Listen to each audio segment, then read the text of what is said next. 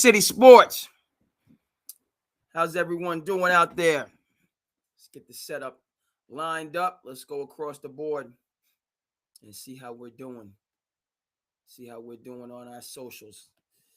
Let's go. Okay. Move this Twitter over. All right. Got a little bit of allergies trying to creep on in. All right. Twitter is good. IG, what's rocking? Well, okay. IG is good.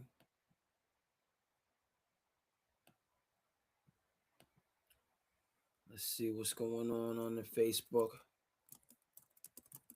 Bursby.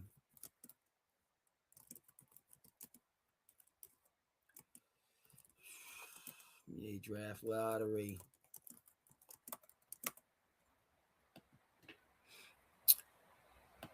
Facebook is good. Let's head over to the originator. Make sure our YouTube is good.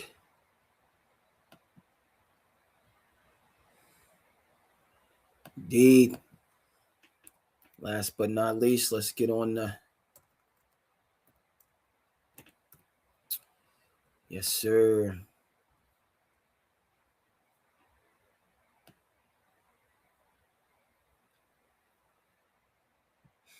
What's going on with Twitch? Twitch is good. We're good across the board. All right. Let's take a look here. Spurs pulled away, almost up 20 down the stretch in the fourth quarter. Pivotal game 5 against the Timberwolves. We shall discuss. Up 3-2. Still long ways to go. You don't ever want to, right? I can remember years ago. Was it 2011? The Celtics were up 3-2 against an upstart Miami Heat team. First year of the Heatles. Pivotal game 6 in Boston. LeBron James gave one of his finest performances in his NBA career. We might not remember that because he didn't get over the top in 2011, right? That was the Dallas Mavericks year. It took him another year to break through against a young Oklahoma City Thunder team with James Harden coming off the bench. Okay. An OKC team that had all the pieces right there made the decision to keep Ibaka and trade Harden. Okay. Should have kept Harden, jettisoned Ibaka and Westbrook if need be, and built around Durant and Harden for the future. Neither here nor there. Hindsight being 2020. Spurs are in command. All right. Wemby battling. This is going to be a theme here. Allergies, folks. I gotta.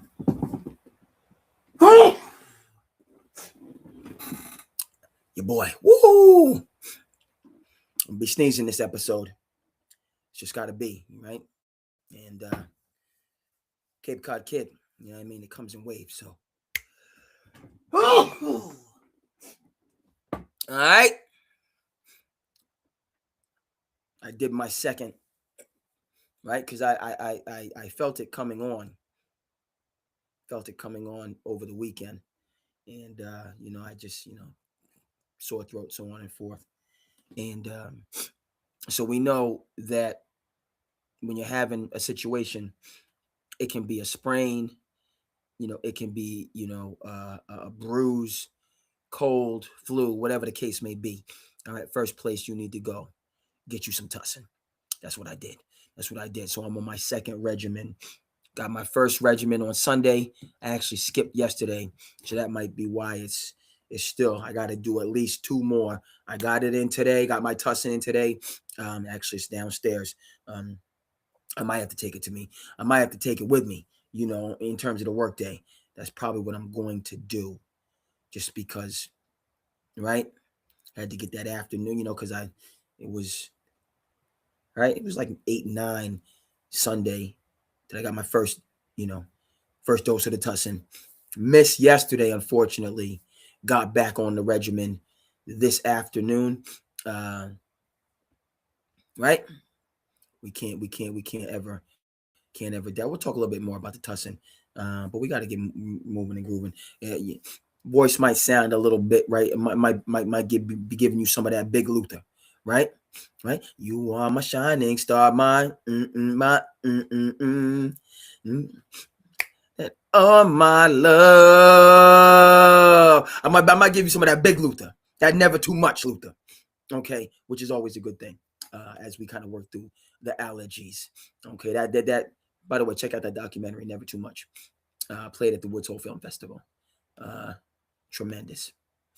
Okay.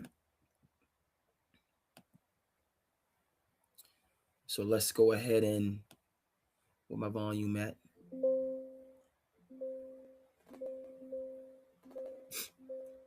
Let's get our levels right.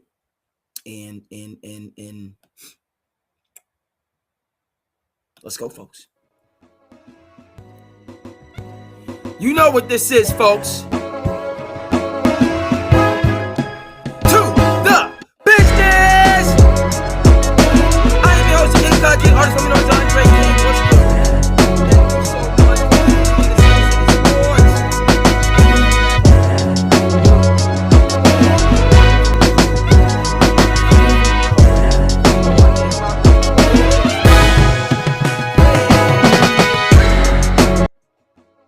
all right, can't just have that. Tuesday night, SandCity, NBA playoffs. Go. Never happened, as I said in the cartel.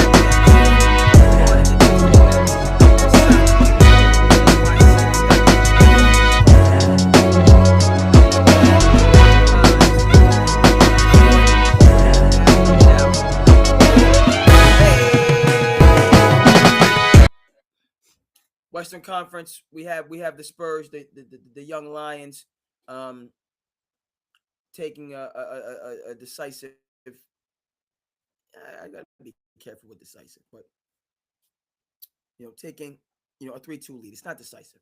3-1 is decisive. 3-2. I mean, we're still right there, but win this game. What are we doing? Okay. It's just a virgin bordering on a 30 piece right now. It's getting out of control.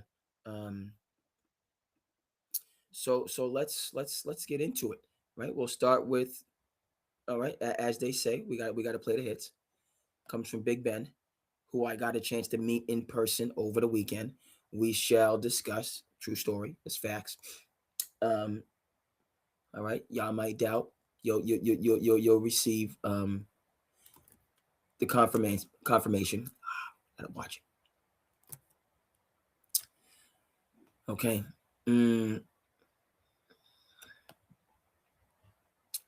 Keep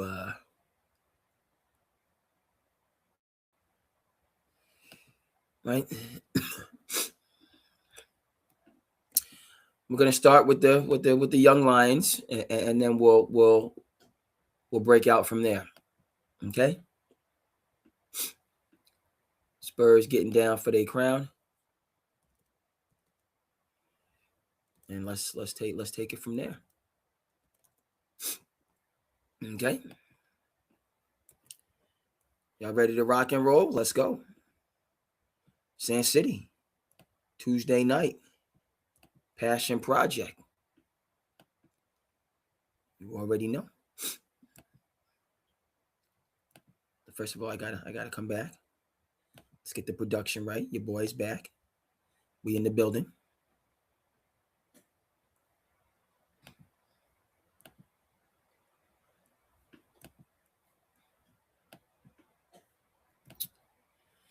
Okay, folks. So this is a situation. Whereas I myself, the Cape Cod kid, right? I got to do some accounting. Okay. We can go back through the archives. SandCity Sports is my passion project for some years. 3, 4, 5, 6, 7. It's been a time that I've just kind of had this concept, developed it. It is where it is now. Shout out to the Cape Cod Media Center. Did the show at said venue for many years, and they gave me really a blueprint in terms of how to put this together. And right, this is clearly something I enjoy doing because I'm doing it. But what am I getting at, folks? When we do the accounting, we check the receipts, and if we go back to the beginning of this NBA season, okay, I just have to call a spade a spade. When you're right, you're right. When you're wrong, you're wrong. I'm wrong about a lot of things all the time, every day. Okay. And so in those instances, I hope so. I hope I can take some accountability. I'm wrong. All right. You know what I mean? I made whether a mistake or whether, I knew, and I just was bullheaded and just kept going in a direction that I shouldn't. You're right, you're wrong, you're wrong. But this formation in terms of how they've drafted, how they've developed, right?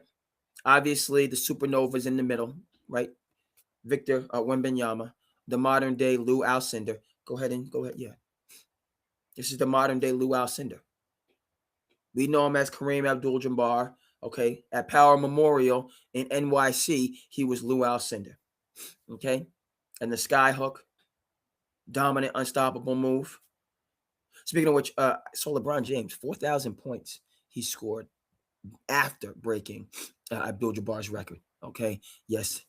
We have to discuss LeBron and the Lakers being swept and where the King will play. I mean, this whole talk about retirement it's interesting, so on and forth, but we'll get there. 4,000 points past Kareem Abdul-Jabbar, all-time great. Right? But this young man, number one, this is the modern Kareem. Okay, and we can't just crown people. That's a part of our culture. All right, the AAU-ization of everything. Right, the professionalization of youth sports. Nothing wrong with youth sports. Wise man once told me, kids in sports stay out of courts. Okay, but we were ranking third graders. Come on, right? Right. This. Okay. What are we doing here? Right? It's a long journey. And so how that applies to Victor Wembanyama is I call him the modern day Lou Alcindor. I'm 10 toes down on that take in terms of, his ability to dominate the game in a number of different capacities, his ability to do things, right? Because he's 7'2", 3, 4, right? Extends, you got to guard this man at the hash mark. He has handles. He can, you know what I mean? He don't have to have Kyrie handles, you know what I mean? He ain't got to have the deep cross, but he can get where he needs to go, okay? And then coming from, right, the Popovich tutelage that he fortunately began under, when he gets in any sort of proximity to the basket, he's just placing that into the goal, i.e. a Tim Duncan, okay? Big fundamentals, right? Using that backboard, okay? Did his 4 years at Wake Forest, right? Coming to the NBA ready, all-star early on, champion very early on, because he was ready, tried and true, okay? Right? Now, that's something we need to discuss, I feel strongly when we have our discussion about MJ and LeBron, and that's a continual, when you're talking about all-time greats, it's just going to go on and on and on. But I was pondering it the other day, and it just came to my mind. I said that you talk about MJ, 6, finals, LeBron, never lost. LeBron been to 10, he's lost a couple, and just the comparisons. But as just going over it, and the decisive distinction I finally arrived at, he did this, but it's one man. It's one man between Michael Jordan and LeBron. It's one individual that distinguishes them. And this is what I've come to on this. And who's that one man?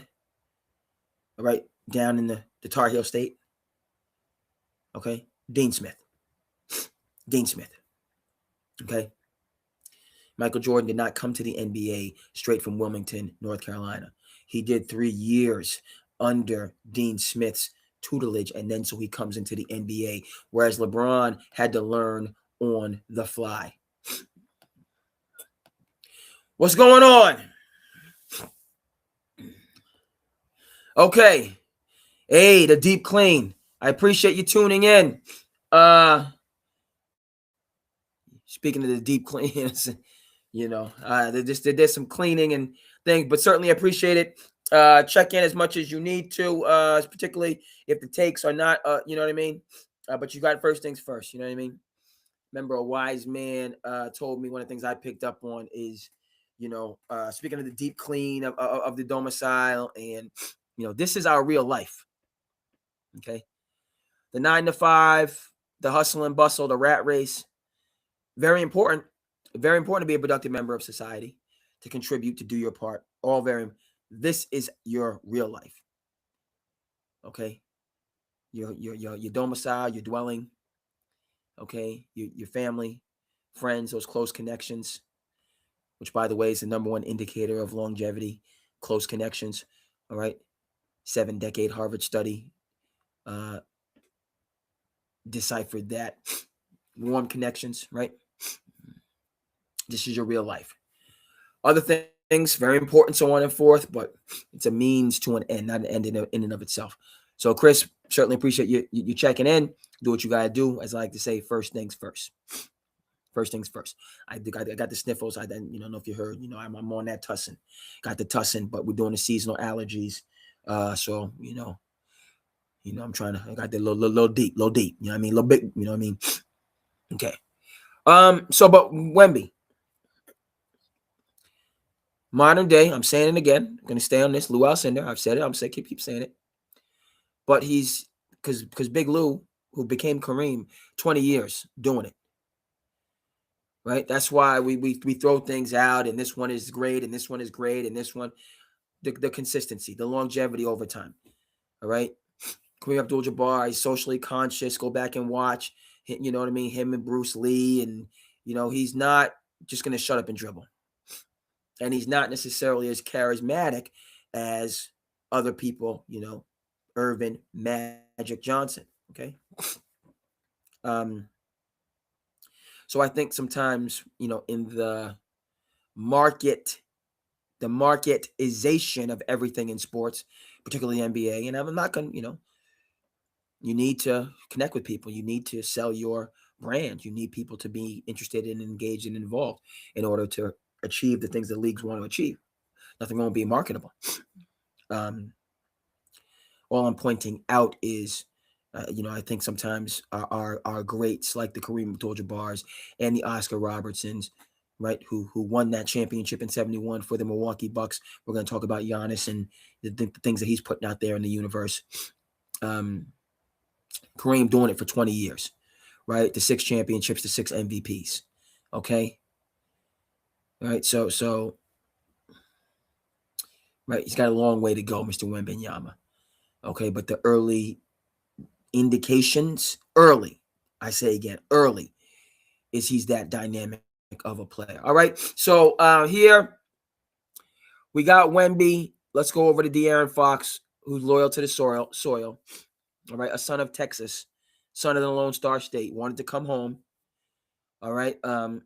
Had the Sacramento Kings not lost their ever living mind and got rid of Mike Brown, who's all the rage right now. Listen, we give, the Knicks.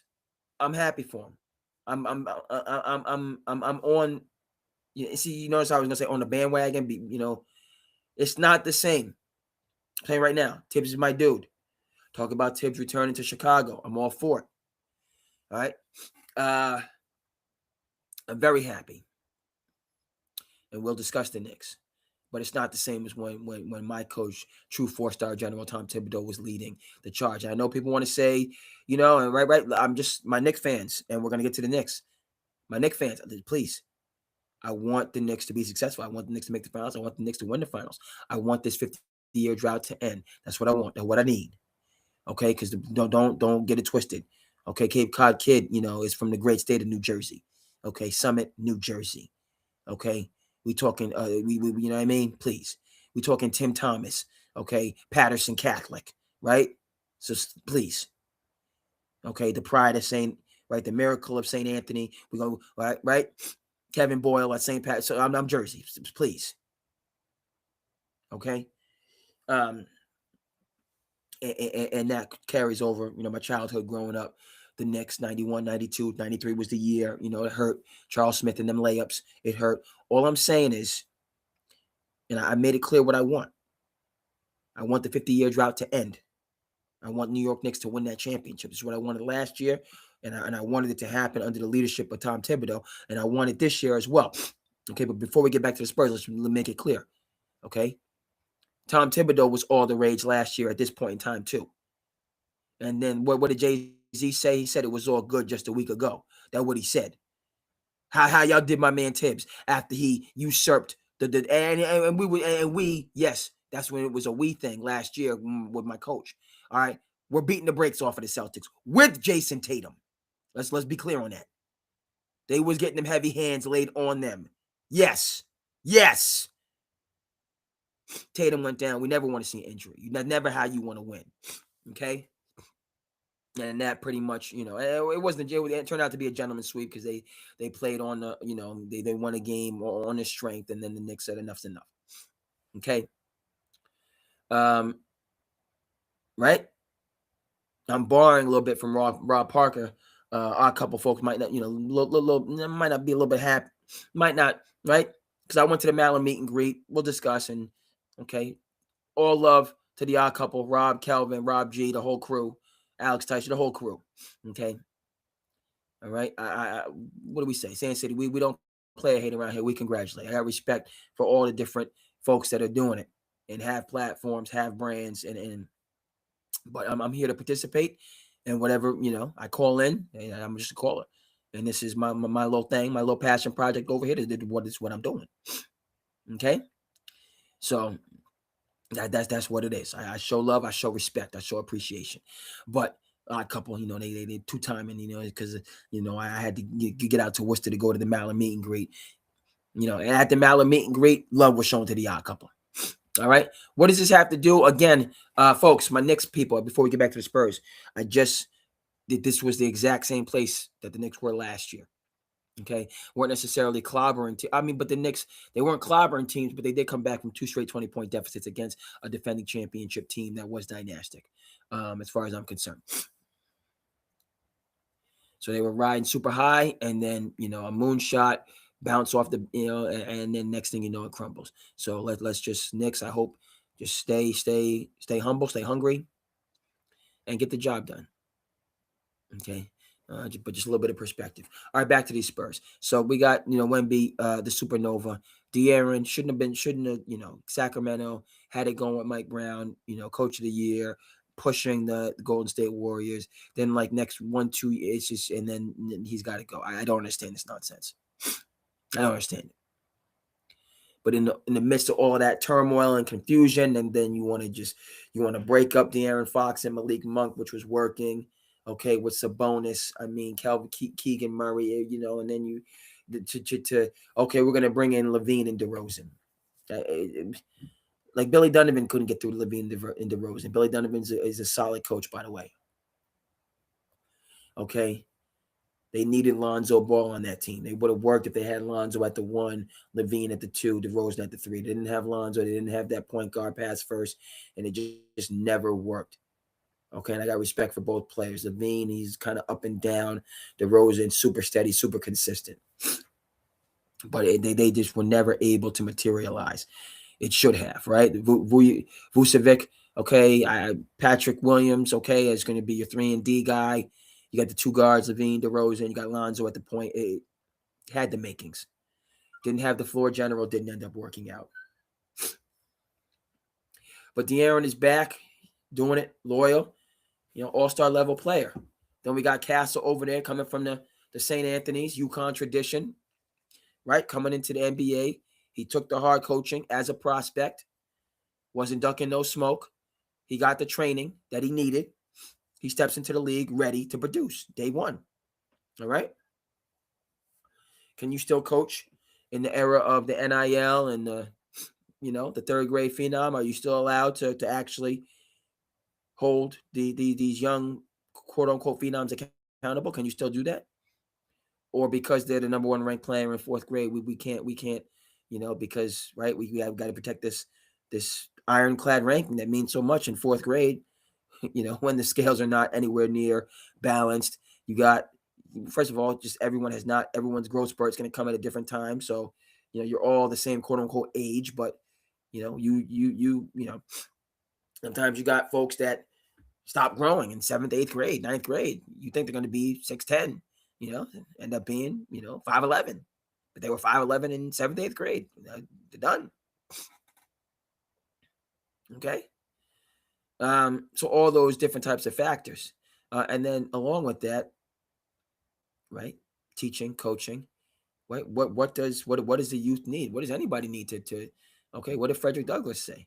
He said, without struggle, there is no progress. Keyword, struggle. We don't like that. We don't, right? Whatever the case may be. The instantaneous society we live in, we're going to blame it on technology. We're going to blame it on whatever we want to blame it on. Okay? Without struggle, there's no progress. Back to the kids. Kids, they got to fail. They got to fail. They got to struggle.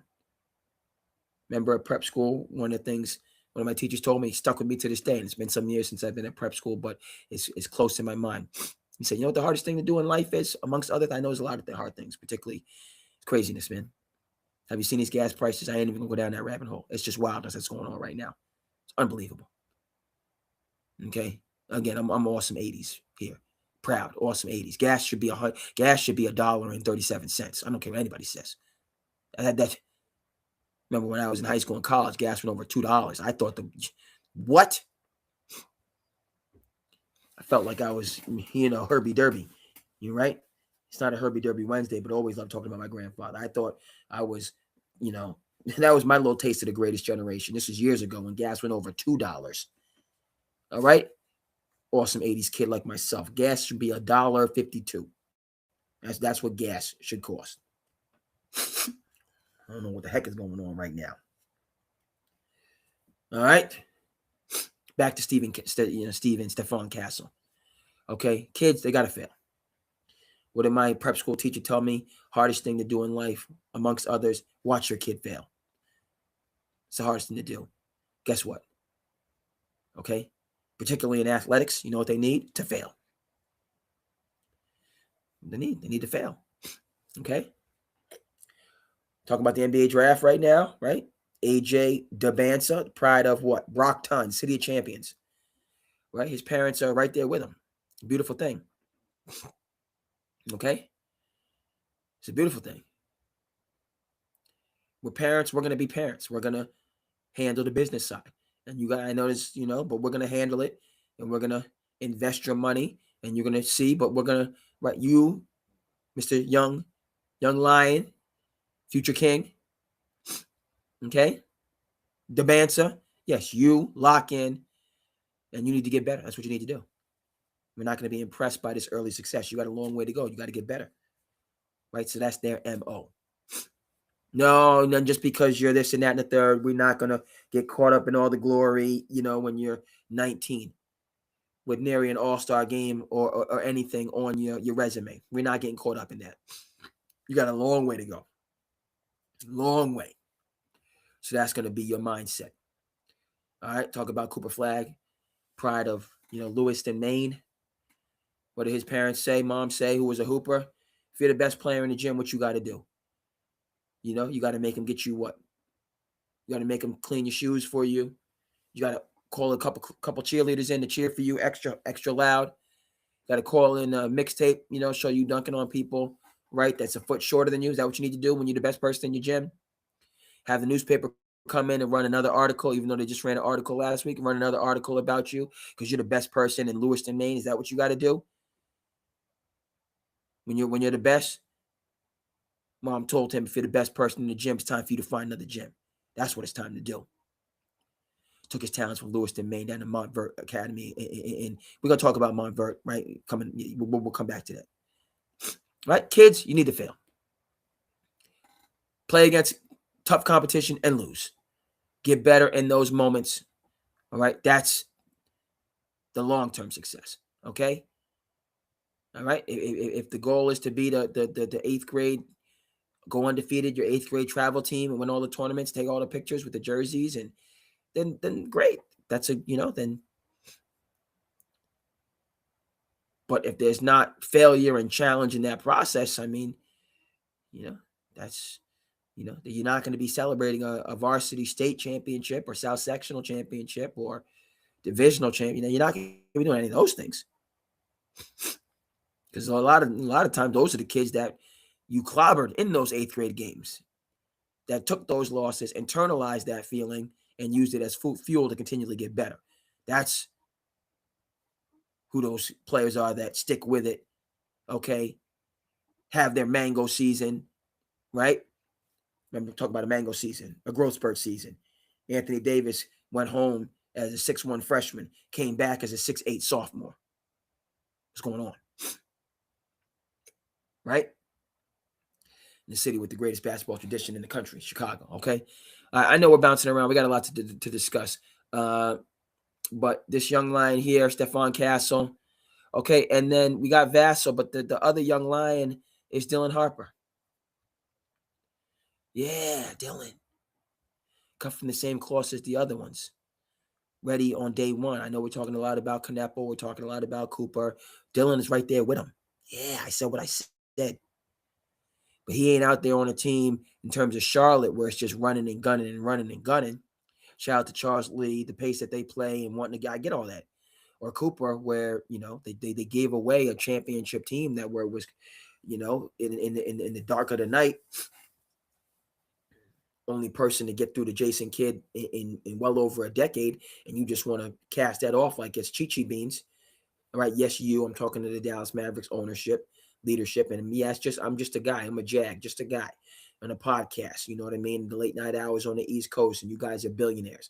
That being said, what you did was outlandish, and I said it the night that it happened because I happened to be on 1, 2, 3 o'clock in the morning, and I was going buck wild like everybody else was going buck wild. I'm proud of that. People were like, I'm up. I happen to do the episode. My passion project is when I'm on a 9 to 5 during the day. Summertime, we'll switch the times up when I have more time. But this is the time that I have, so I'm doing what I'm doing. Period. No two ways about it. Ain't no two ways. I sleep when I sleep. I get a cat nap in here. I get a power nap in there. But I'm doing the passion project, man. Okay. Schedule change. I got a little bit more free time in the day. We'll bump it up a little bit for the East Coast people. Okay. But that night, I just happened to be doing the pod, and I felt like I was late, because I tried to get in around 10 o'clock, but I got in, and that's when the Luka, in the late night hours. So, SandCity, by chance, was right in the mix of that. Okay, and it just ridiculous. Okay, so again, back to Cooper. What's different about Cooper and Khan than Dylan is, Dylan is playing on a championship team, all right, with 3 other all-star level players, whereas Cooper and Khan can get out there and just cook. They can cook. All right, let's go across the socials and just see how everybody's doing on this Tuesday check-in. Everything seems good. Good. But just coming, this Spurs team, right? And they got a long way to go. I'm not counting Minnesota out. And they are a little bit ahead of schedule. But don't sleep on the youthful exuberance. Okay? They have De'Aaron Fox is no spring chicken. All right, so there's your vet. Castle, even though he's young, he's built different. He's a UConn. He's got St. Anthony's. All right. And in case you've forgotten, all right, right, Bobby Hurley Jr., who's about 6 foot, maybe 6'1".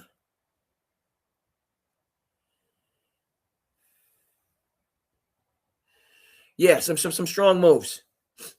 Yeah, appreciate that. Masai Ujiri turned Toronto into a champion. I was happy to see Toronto play well this year.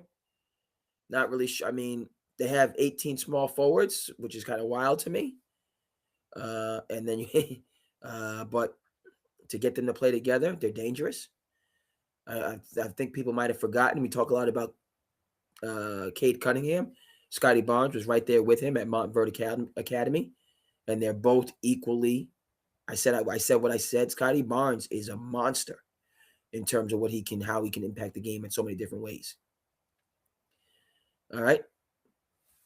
They got Scotty, the leader, Bi Ingram coming in, right? RJ Barrett, loyal to the soil, Canadian. Okay, Grady Dick, kid out of Canada, kid out of Kansas, can play. Different style, but reminds me of Christian Braun and the impact he's had with the Denver Nuggets. Quickly, at the point. Poodle at the 5. Right, they're deep, they're tough. Some Uzai to Dallas, he's on point.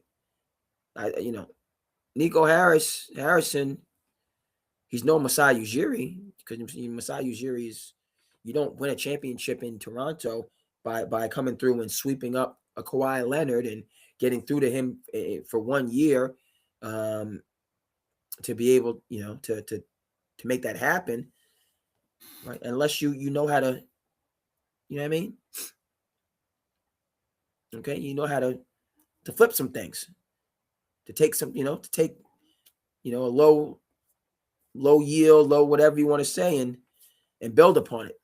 Okay, turn some trash into some treasures. And Bob Myers, yeah,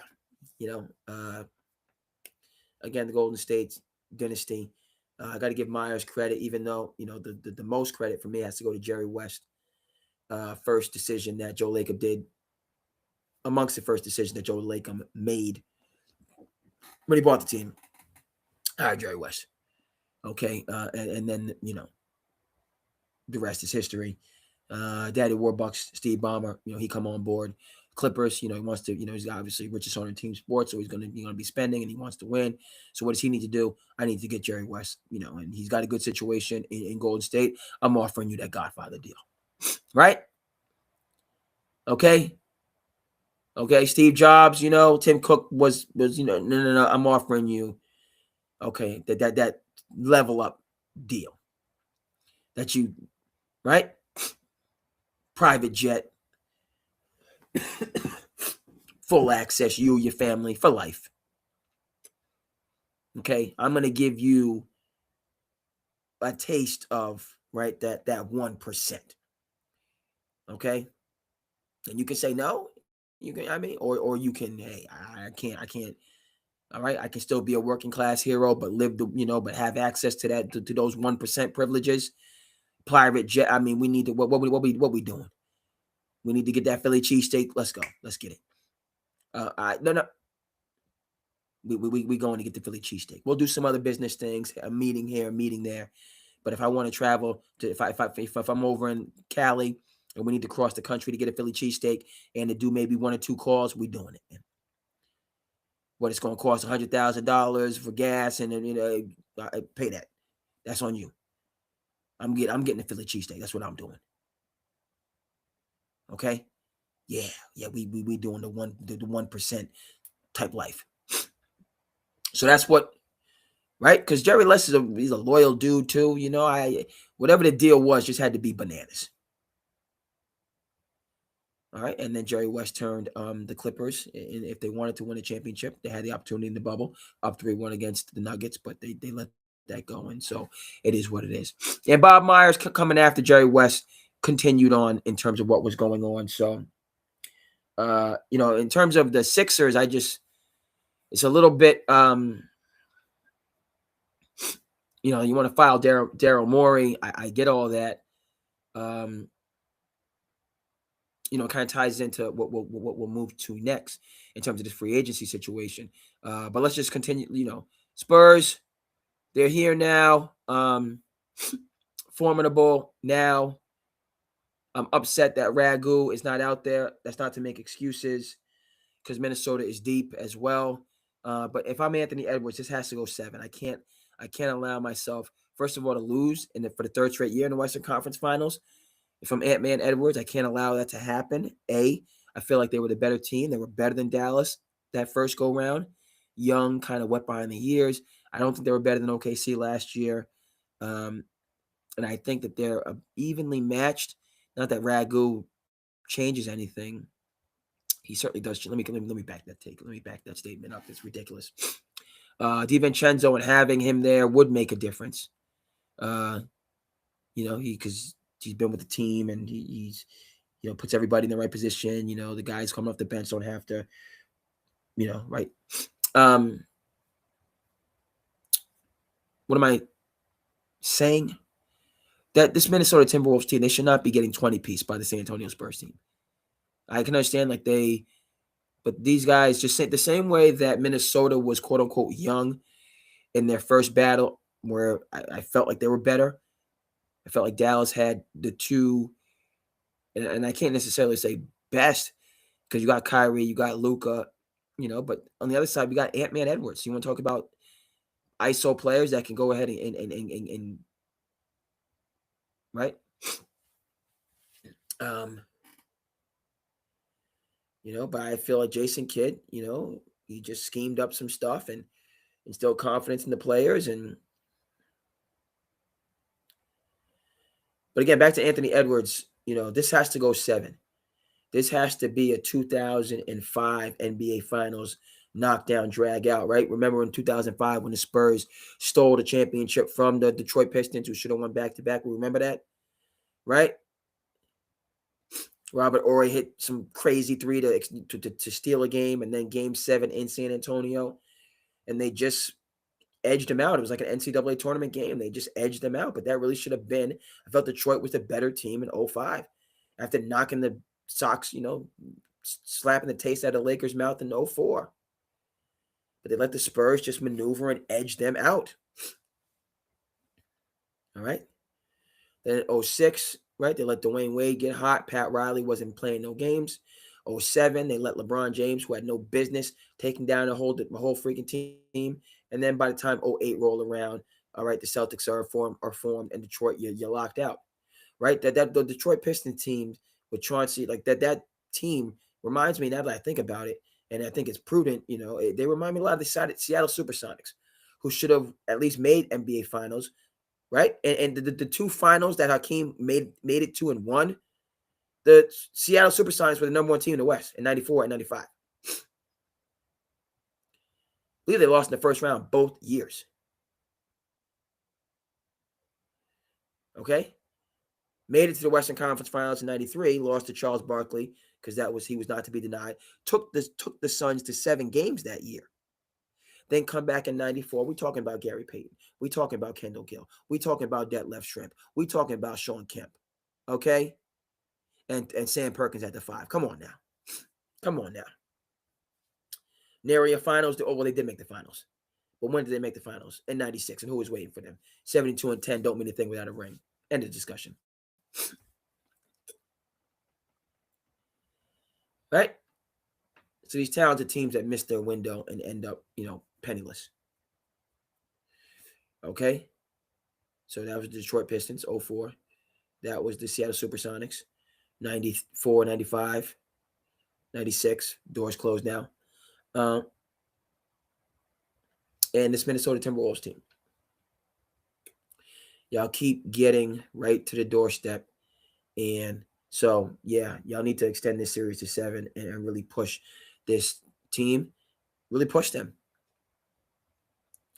Because everyone, we would love to see. We're chomping at the bit for Wemby, for Wemby and Shea, right? To lock horns. Right? The two princes. Only one of them can be a king. It's gonna be wild. Nobody backing down over here. Okay, in terms of this youth takeover. Okay, but if we have to, because again, the Spurs are a year ahead of schedule. They ain't supposed to be in the NBA competing for a gold NBA Finals, winning the NBA Finals. What's going on here? I don't know if the Spurs were supposed to be. We thought the Spurs were supposed to win the Finals in '99, the lockout shortened year. Tim Duncan was still a new jack. He was still young, but he came on the scene and he was like, "Hey, I'm here now." Right? Utah, you done been to the last 2 finals. Step aside. I got something for you. No, you ain't sneaking in a shortened season final. You ain't doing that. You're not allowing for that. Okay. So it's. But AntMan, you got a little bit of pressure. Can't lose this in 6. It's got to be 7. I mean, you can lose it in 6, but then again, all right, then we just say Anthony Edwards. I mean, I don't know. I don't know. He's good and he's explosive, but I don't know. He let Luka get him. He let Shai Gilgeous-Alexander get him. He let Wemby get him. And this is he's not even making it to the conference finals this year. So we'll see. Spurs decisive victory. Okay. Decisive victory, and the beat goes on. And we'll see again if the Timberwolves can have some backbone and push this series to 7 games where, frankly, it belongs. Right, Timberwolves team's plenty talented. Okay, you got Gobert. Okay, you got Randall. You got Naz Reid. You got Jaden McDaniels. Okay, obviously you have AntMan is a superstar. Okay, you got the oh goodness, you're battling in hockey. Duking it out. Okay. We shall see. We doing Cancun on 3, or we doing Game 7 on me? All right, folks. Let's just go across the way. Hey, I appreciate EMC Consultants. Yes. Yeah. I appreciate the check-ins. What? Okay.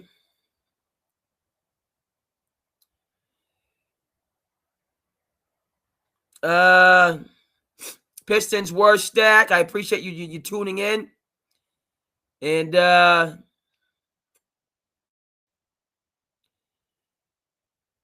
Magic Johnson, Shaq, T-Mac, dominant players in different iterations. My bad, I didn't get to these comments, but thank you so much, EMC Consultants, on the check-in. I got to keep an eye on the commentary. Okay, the Pistons, you know what I mean? They effectively ended the Lakers dynasty. And as they say, they didn't do it in a shy way in 2004.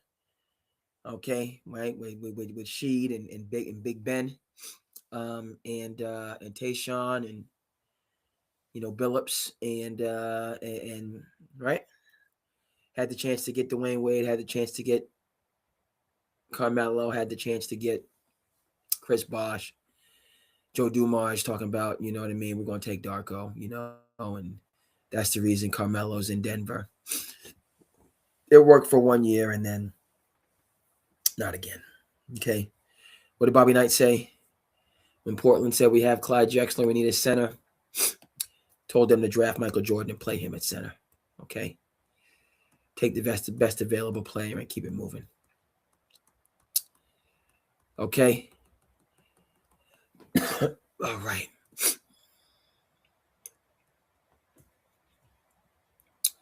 So let's stay. We're gonna continue to play the hits, folks. We're gonna continue to play the hits. Okay, let's discuss. Okay.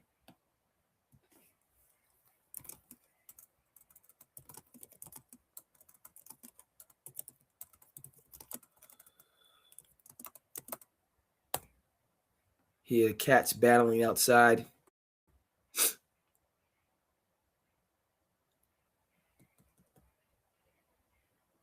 Hope a coyote didn't get him.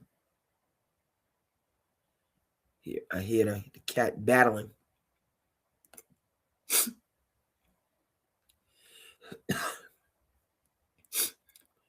Weather's getting nice, so the Yodis are out there. The Yodis are out there. Gotta watch. Okay.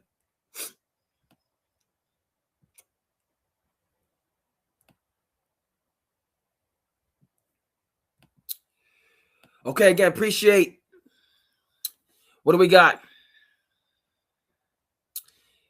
Yes, EMC. Some franchises missing with trades. Okay. Once again, you know what I mean? Appreciate that commentary. But we're gonna get to the but let's go there. Let's go there. EMC Consultants, is talking about trades, and we gotta go to the you know what I mean?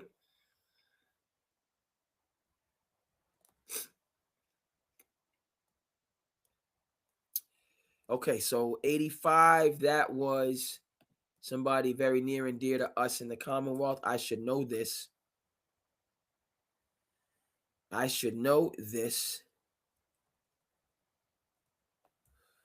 Okay, but the 84, there's only one name that we remember from 84 that we'll dive into. Appreciate this. But let's get it up on the screen right quick. Okay, let's fill this out.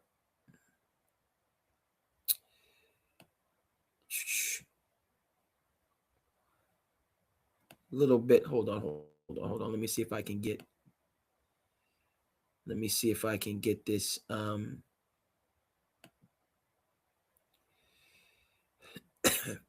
it is. I gotta get the actual. I don't mess around with my graphics. Thank you so much. I know I can't mess around with my graphics, folks. I take that serious. So this one was a little bit, boop. You gotta be. We coming back now. We gonna get the actual graphic. Before we go over to the Knicks, no longer the cardiac Knicks. We're gonna talk a little bit about NBA drafts. EMC Consultants, I appreciate that. Coach Kyle's in the building. Appreciate the check-in.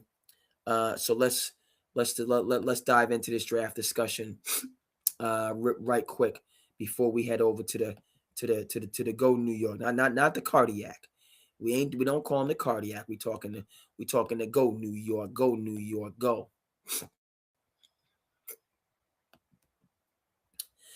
All right, folks. So this is the famous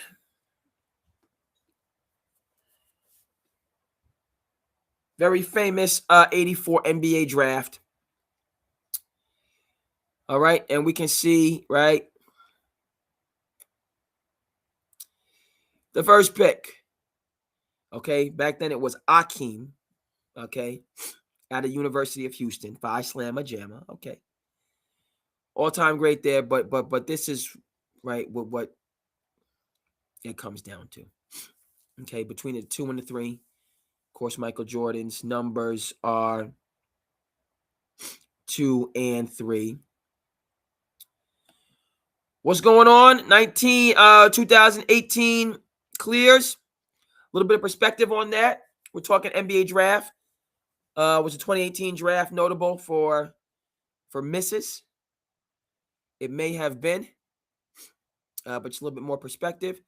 Sam Perkins, okay, won himself a natty with his teammate Michael Jordan.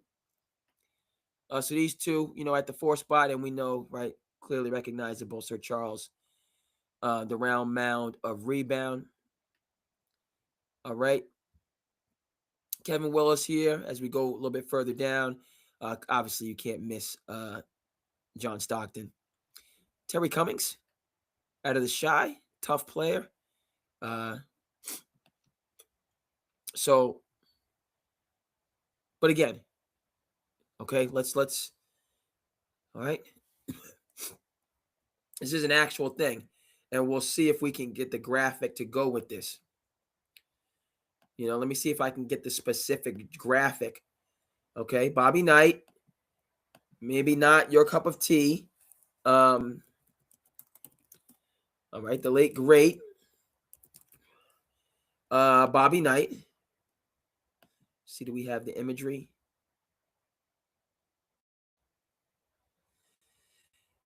We do have the imagery. Hold on. Is this an actual? But let's get it up there for you. And then we'll come back to that picture. Okay, hold on. Yeah. Okay, so this will suffice for the purposes of our conversation. And guys, continue to chime in. We're talking about a talent, okay, which usurps some of this analytics stuff.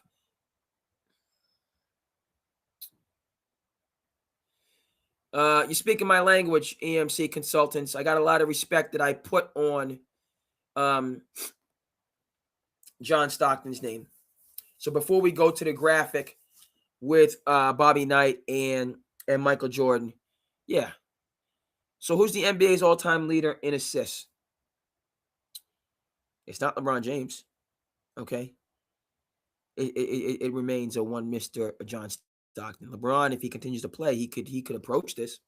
I mean, his longevity, but it's John Stockton, and we'll see just about what the distance is. By the way, who's the NBA's all-time leader in steals, folks? Okay, again, John Stockton. Okay, and when we talk about John Stockton, you know, we're going to discuss a couple different things. 3,000. Okay, so John Stockton, again, back to EMC Consultants' point. All right, he is 3,000 at 15,806. He's got 3,000 more assists than LeBron James, who's at 12,016, and 5,000 more assists than Russell Westbrook. Okay, so LeBron's got a long way to go. All right, got 3,000 more dimes, you know, and he's not playing. He's not the young lion that he once was. You touched on something when it comes to John Stockton, because that's right. Do I feel right that he was better than Isaiah Thomas in 92? No, I do not. As much respect as I have, Isaiah Thomas was better than John Stockton. Again, this is the 1989, 1990 back-to-back NBA champion Isaiah Thomas, okay, who pushed the Boston Celtics to the brink in 87, if not for a steal by Larry Bird. Could have broken through and got to the finals in 87, okay? Did get to the finals in 88, okay, but the Irvin Magic was not to be denied. And then in 89, when the rematch, no, we getting this championship. All right, it's my time now. And then in 90 again after that, we getting this championship. My time now. And then 91, okay, a one Mr. Michael Jeffrey Jordan finally broke through against the bad boy Pistons, and it was his time. It was his time to shine now. Okay, but if we talking about Isaiah, folks, you speaking my language right now. That's what you're doing. You speaking my language right now. That's what you're doing now. Okay. If we're gonna stay on this topic. We finna stay on this topic now. Hold on. Cause y'all got your boy on one. I have to. We coming back to that. We coming back to that graphic. But we got people that's in the chat right now that's turning SandCity up. We got people that's in the chat. Y'all turning SandCity up. We got a number of things to discuss. But since we on this here subject, okay. Since we on this here subject, I got to go. I got to get in my bag now. I got to come and get in my bag now. Since we're talking about Isaiah and we're talking about a 19, let me come down. Okay. Let me pull up, because I know it's here. I got a couple slides here, a couple slides there. He's here. Let me just pull. You know, I got a couple, you know what I mean? Here we go. Okay.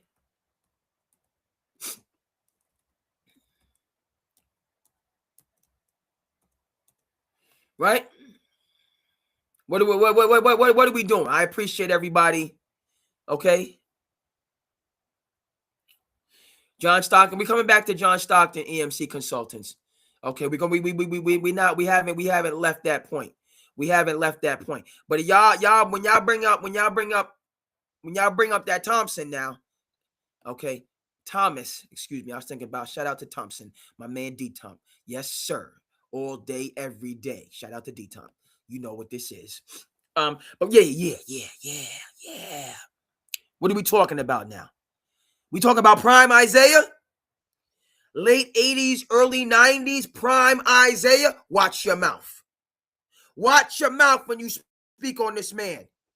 Late 80s, because some of the best point guard play this league has ever seen, bar none. Don't get it twisted. You looking at this man is 6'1", 6'2". And Irvin Magic is 6'8", 6'9". He LeBron James size and stature. But the old Isaiah at 6'1", maybe 6'2" with shoes on, coming out of the West Side Chicago. You gonna get this work. You gonna get this work, Irvin. Okay? I don't care about it 6, 7, 8, you know what I mean? Guys taller than me at 6'1", 6'2", out of the West Side of Chicago. You gonna get these 20 points, 10 assists. Okay? And not in a shy way. Not in a shy way. Okay, this is truly Chicago's finest right here. We're going to get back to Stockton in a second, but we're talking about Isaiah right now. Okay, he should have been on the team. In 92, he was the better player than John Stockton. Back to John Stockton, we're going to come back to him. Okay, in terms of the load management foolishness that we got going on out here in society. Foolishness, ridiculous, preposterous, ought to be ashamed of yourself. All these players out here sitting out. You got 4, 5, 6, 7, 8, 9, 10 assistant coaches. You fly in private jets, private planes all over the country, and you can't show up to work because your tummy hurts? You can't show up to work because your ankle is a little bit tender? What? How many games this man John Stockton missed for his entire career? Entire career. That's right. 26 games. His entire career, that man missed 26 games. Played every single game 16 of his 19 years. We can go back and check the facts on this. And we are out here talking about some load management foolishness. Ought to be ashamed of yourself. Ought to be ashamed. Nonsense. I said what I said. No reason y'all can't be out there working. Oh, the science, the analytics, the data, so on and forth. My man, Mikal Bridges, showing up to work every day. Y'all had things to say about him and Tibbs, and y'all had subliminals. How's that looking right now? I got the best job in the world. You know what I do? I show my behind up, and I get it done. And I take care of my body. You know what I do the next day? The same thing. Stop it. Okay?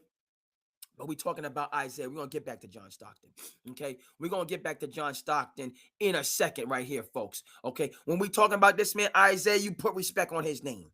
90 champion, 89 champion, 88 NBA Finals, pushing Magic. 87, we were shook in the Commonwealth. Shooketh. Isaiah had that team on the ropes. 87 was a tough year, very difficult year, because that's the year we lost Len Bias. Still hurts to this day. Go ahead and check out the ESPN 30 for 30 without bias. Be ready. Have your tissues with you. It's tough, but you got to see it. It is tough. It's tough, but you got to see it to understand who Len Bias was, what he meant, and what we, as in the basketball community writ large, missed out by not having Len Bias be with us, and particularly with the Celtics. It would have been bananas. The torch being passed, absolute continuity. Didn't win another championship from 86 all the way to 2008, 22 years, went through some rough years. There wouldn't have been that famine times had Len been there. Yes. So the 87 season, Celtics were reeling, coming off of the all-time great season in 86, and Isaiah Thomas was right there. But that's not why we got to put respect on this man's name, among other things. Okay, amongst other things, folks. Okay, this is hope. Yes. Okay. If you haven't seen Hoop Dreams, go ahead and do yourself a favor and go check out Hoop Dreams. I don't care about AI and all this other stuff. A classic is a classic. Go check out Hoop Dreams. Do yourself a favor. All right? Get some of that, the knowledge and the wisdom up in your system. It's a classic. And by the way, right? We know that Hoop Dreams wasn't even nominated in the documentary category. We know this. We know that The Wire wasn't even didn't win 0 Emmys. The Wire, 0. Meanwhile, The Sopranos, an hour before it, was collecting Emmys like they going out of style, but they ain't had no love for The Wire. What many people consider, myself included, the greatest television series of all time. Ain't had no Emmys for The Wire. Okay, so don't sleep on yourself sometimes. Okay, when you're out there doing quality. Okay, don't sleep on yourself. Keep doing what you're doing. All right, no Emmys for The Wire, 0. And Hoop Dreams, arguably the greatest documentary of all time, ain't even get nominated. But that's neither here nor there. Okay, but this is where, okay, a lot of us came to know Isaiah Thomas more on a personal level because of Hoop Dreams, because of understanding the St. Joe's tradition, right? And so when we talk about Isaiah Thomas, right, well, we have to we have to go back, okay? And there's a connecting point. It's crazy how the show is connecting. I appreciate EMC Consultants being okay. That's right. Hoop Dreams, the realist. Okay, right? They you know what I mean? Bo AG when Bo was going through his go through, okay, when he was out there, you know what I mean? I don't care if the cameras are here. I'm here to do what I'm doing. The cameras don't mean nothing to me. But how about when Bo came back? EMC Consultant, when he came back, he said, "You want to see it rain? Bo say, let it rain." Bo said, "You want to see it rain? Go ahead and let it rain. You want to see it rain? Go ahead and let it rain now." When Bo came back, okay. I see Arthur Agee. He's on Twitter. Crazy. You get a chance to meet people and your heroes. You know what I mean? That's what we call him Mr. Let It Rain Man. We lost Bo. We lost Bo. We, not the 8. We. Okay. The Hoop Dreams community writ large lost Bo. Okay. But Arthur, that's Mr. Let It Rain Man right there. You want to see it rain? Let it rain. Okay. When Bo came out of his go through to be there to support young Arthur. Okay, as he was pursuing his hoop dreams. Now, this is lined up with what EMC Consultant, this good marinara that he's adding to the show today. And the rest, hey, you know what time it is. Come on, jump in. Share some community. SandCity Sports. By the fans, for the fans. Come on in. Okay, this is adding to that good marinara. Look, Isaiah Thomas tells this story.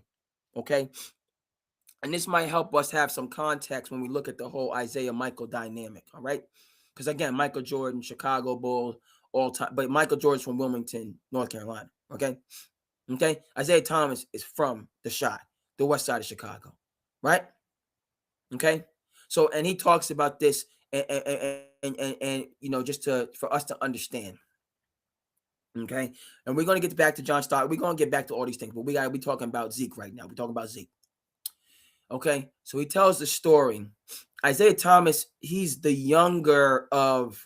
He's got like 7, 8 siblings, and he's one of the youngest of 7, 8 siblings. Okay, and this is inner city Chicago, 1980s. Okay, war on drugs. The translation is a war on poor people. I said what I said. Your war on drugs, aka a war on poor people, right? Just 3 strikes and you're out. That we was doing in the 80s. 3 strikes and you're out for inner city minority poor communities. Y'all get 3 strikes and you're out. The rest we do rehabilitation over here, but we doing 3 strikes and you're out over here. Okay, I said what I said. As well as in this time, 1980s, and the laws about welfare, about needing a helping hand, right? However you want to put it, somebody down and out needing a helping hand. The laws at that time, you can't have a man in the house if you're going to collect government assistance. There can't be a man living in the house in order for you to get this aid that you desperately need. So not only are you going through tough times, right? We've had these times in our nation's history, Great Depression, so on and forth. But while you're going through these tough times, okay, let's take those father figures. Let's take that foundation. Let's take them kings and get them about the house. Let's take them, get them out of the house. as well as these other social factors so it's just a perfect storm. Okay, war on poor people, hardworking, dignified, good, okay, folk. A war on them. Yes. Okay.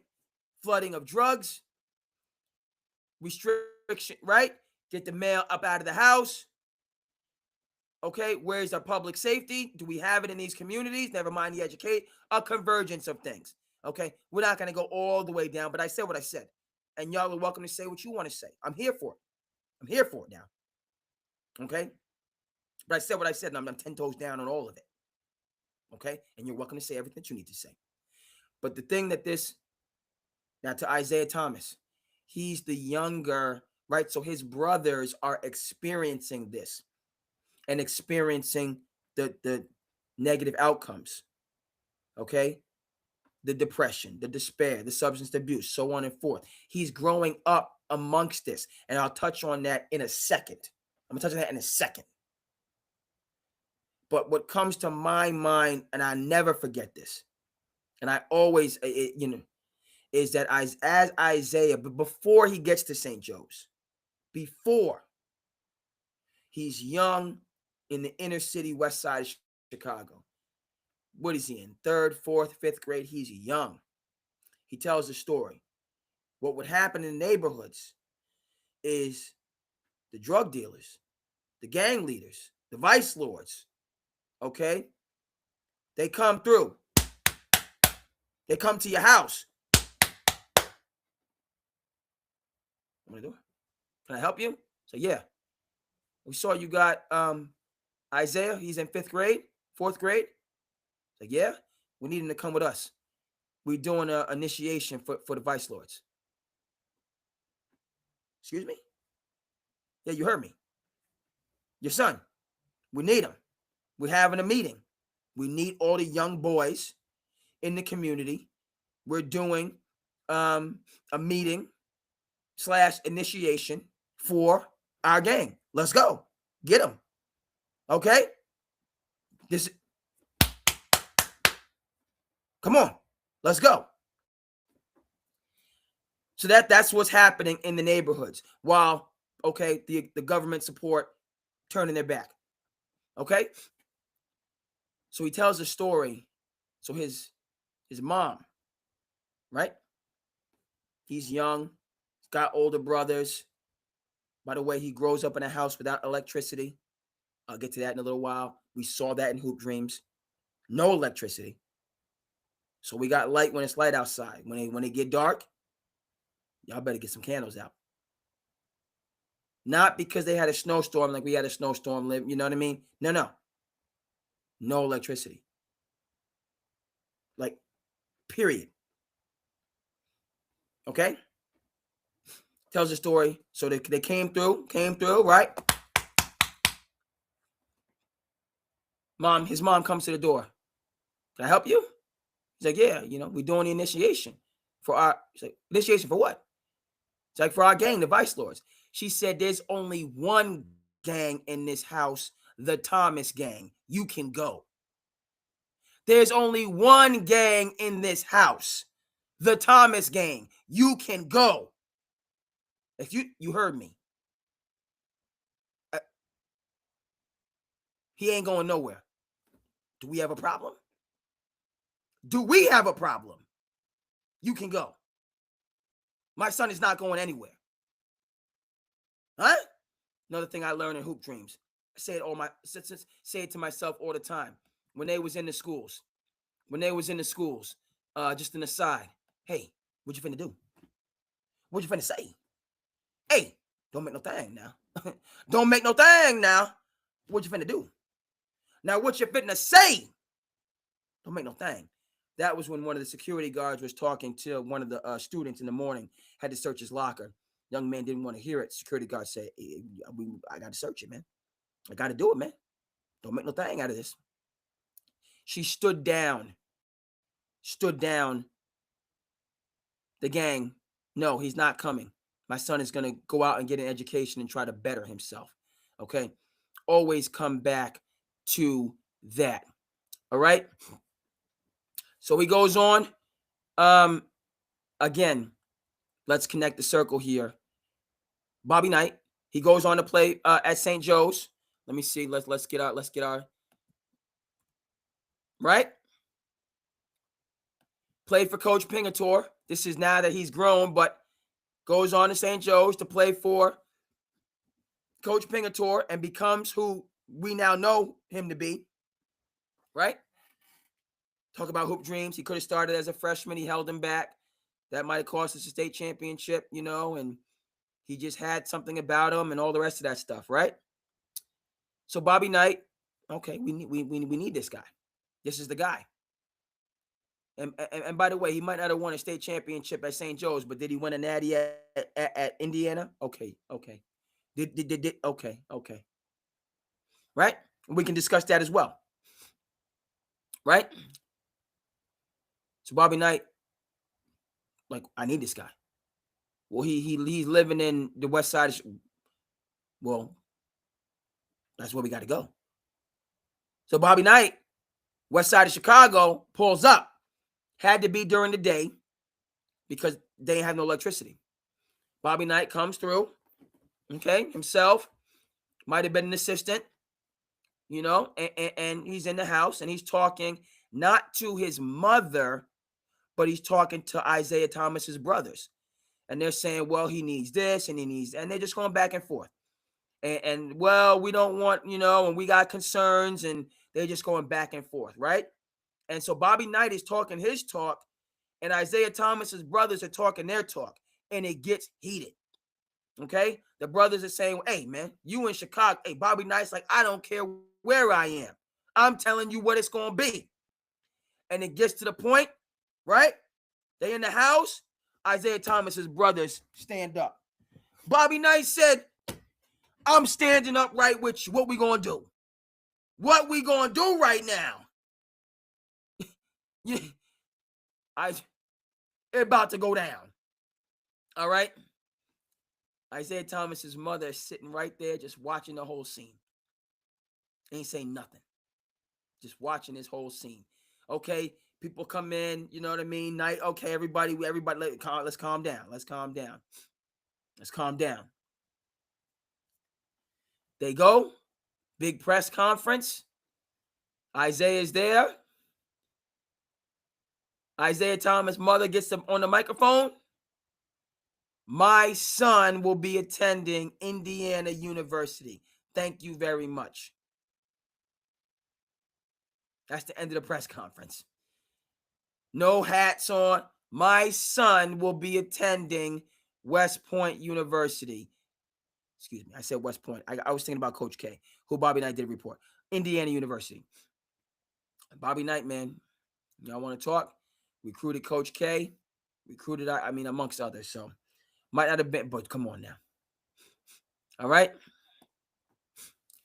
So, and now we got to go full circle on this. We got to go full circle. Yeah. So that, and we're gonna finish on this point because I got one more thing that we have to add in terms of Isaiah Thomas and his mother. We're gonna do the conclusion. Right. Yep. So this is Isaiah. Okay, we on it, right? We discussing this again. Right when he's at Indiana with Bobby Knight.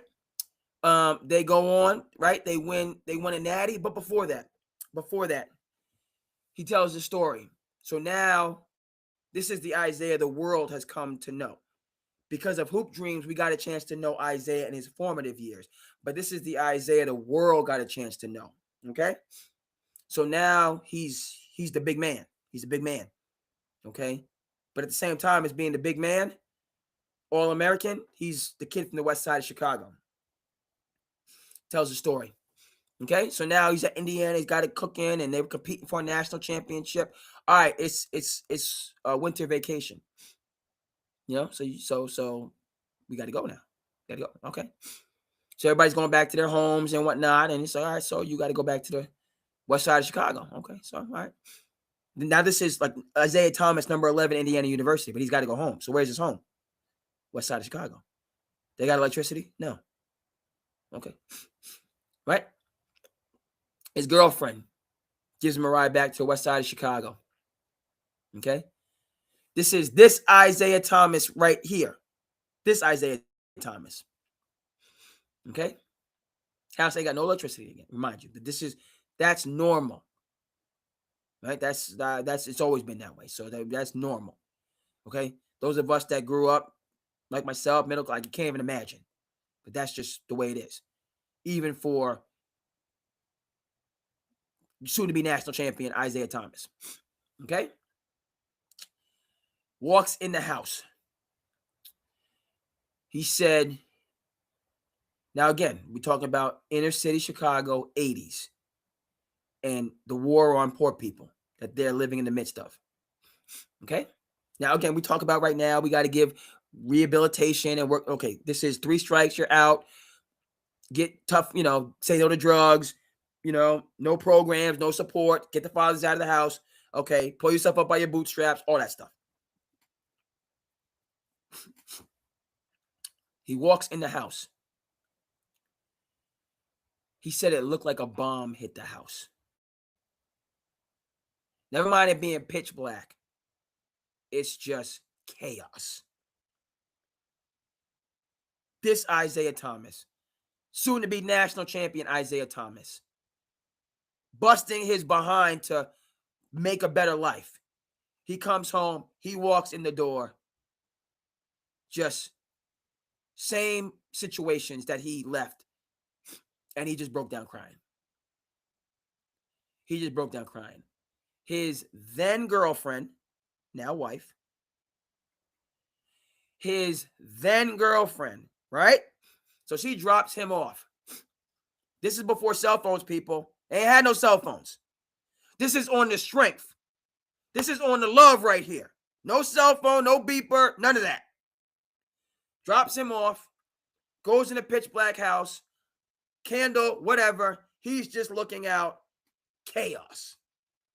Just chaos. Brothers, no support, no social ladder, substance abuse, mental illness, neighborhood, chaos outside, chaos inside. He just break down crying. Then girlfriend, now wife, she turns around and she waited. She waited to see if he was good. No, I'm not good. I can't take this. Okay, you can come and spend Christmas with us. You can spend a holiday with our family. You're good with us. Come on, let's go. But no. We're going to make it work. Let's go. Okay? You follow Isaiah Thomas, he tells this story. All right? He tells this story. And just so people, right? Could he have been a little bit nicer to Michael Jordan when he was a rookie and Isaiah had it going on? Yes, he could have been nicer to Michael Jordan when he was a rookie. Yes.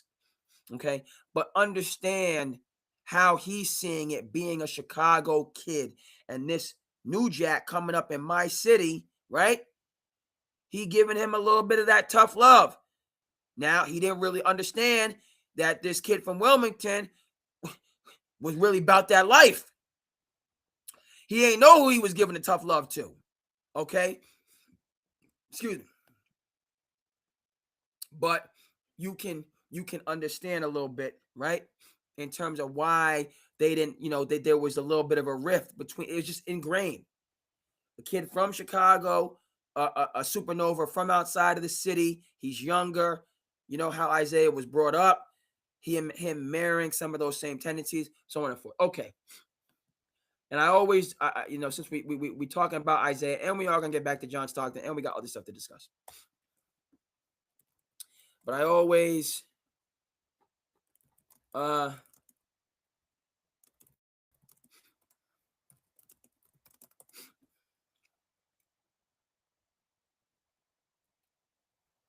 Yep.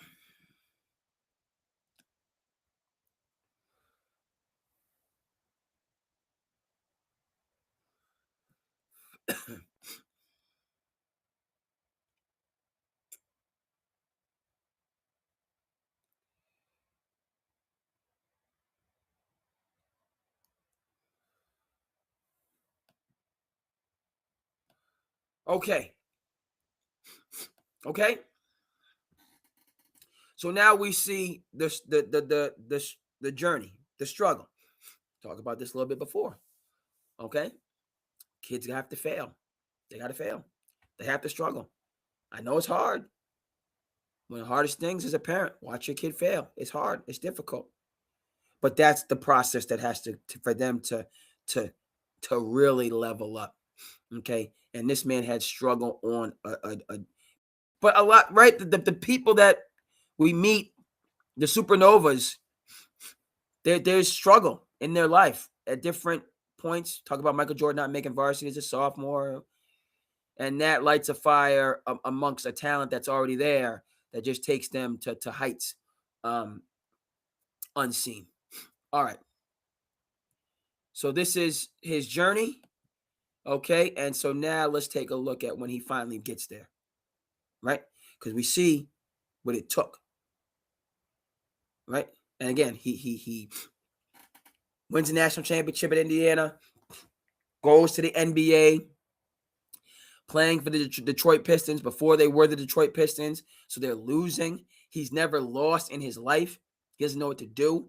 Thinking about retiring. I can't take all this losing. Finally, Chuck Daly and the team, they start to get it rolling, and the rest is history. Okay, so now let's take a look at when he finally makes it. Isaiah Thomas, All-Star Game MVP. Okay? All-Star Game MVP. Take a look.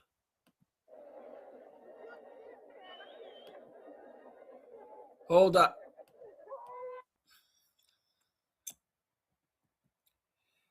Play that back. Why aren't we sharing? I said share. Share my screen, man. What's going on?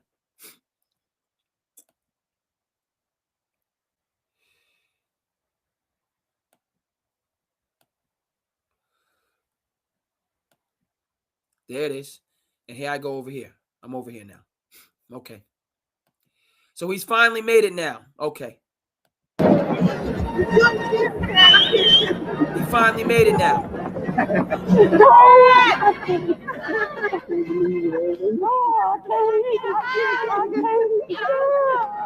That's his mom. Oh, man. I'm so proud of you, son. I'm so proud of you. I'm so proud. Yeah, I ain't letting go, Mom. It was just Mother's Day. No, I ain't letting go. You said shit on you. Don't cry. Don't cry. Be happy. Let's be happy. Let's be happy. Mama see it again. Oh, she died. Tears of joy. We're going to watch this again, folks. Nope, from the top. From the top. Yeah, we're watching that again. We're going to watch that again. Yeah. Y'all can see, everybody can see what's going on. Hope everybody can see what's going on. Yeah, we're playing that from the top. Tears of joy. Tears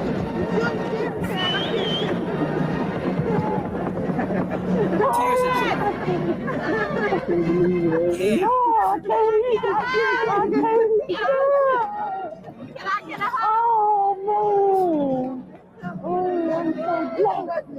I'm so proud of you, son. I'm so proud of you. I'm so proud.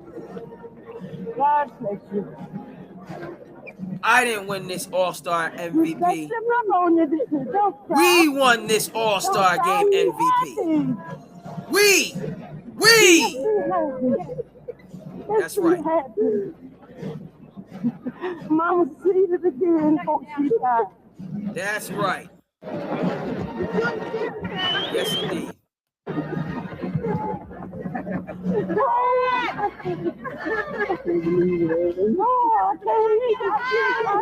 Chicago in the building. Chicago is in the building right now. I'm so proud of you, son. I'm so proud of you. I'm so proud. God bless you. You said shit on you. Don't cry. Don't cry. Be happy. That's the hoop dream right there. Let's see it happen. That's hoop dreams. Mama see it again before she died. That's hoop dreams right there.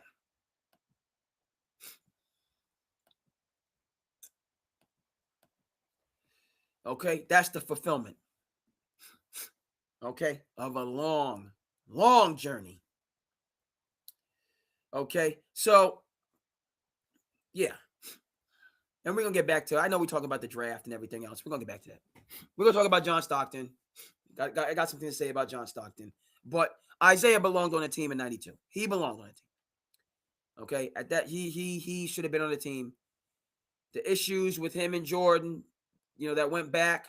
Okay, hopefully, you can see a little bit of why they was on different pages. Okay, why Isaiah felt, deeply about, the Chicago Bulls, and that's his hometown. And this new kid that's confident, sure, certainly a confident young man. And, he thinks he's going to come in here and do things his way. No, you're not, you're going to do things, our way. Okay, I don't have, and then they just got off on the wrong foot. You would have imagine if they would have got off on the right foot. It wouldn't have been this, my turf, your turf nonsense. And just, it's not nonsense. It's not nonsense. You can clearly see there's a reason that people, and he felt, and but imagine if Jordan and Isaiah had gotten off on a better, and let's be, Michael Jordan, and he's right. He has a small circle anyway. Jordan is somebody with a very small circle anyway. I know Charles Oakley is a part of it. I've heard him and Chuck, just, mended fences, but him and Scotty don't necessarily get along, right? He got a very small, so that's, he's, right? Michael Jordan, for all of the grandeur and celebrity and, global fame, he's more introverted. He's not an extrovert like a Magic, like a LeBron. The actual person is more to himself. Okay? Whereas Magic Johnson is naturally gregarious, approachable, charismatic, all the rest of that stuff. Michael Jordan has a charisma, certainly, but it's expressed in a different way. All right? So a number of things got lost in translation, unfortunately. And Isaiah was not on the 92 Dream Team, where he most certainly belonged. We gotta now put a little bit of respect on John Stockton's name. We're gonna discuss him. I know there's some other things we gotta get to. It's a little bit later, but we make time for the Passion Project when we have to make time for the Passion Project. So we are gonna keep moving and grooving. No end in sight. SandCity Sports by for the fans. Appreciate those folks that's tuned in, checking in, adding great context to, as Mr. McAfee likes to say, the program.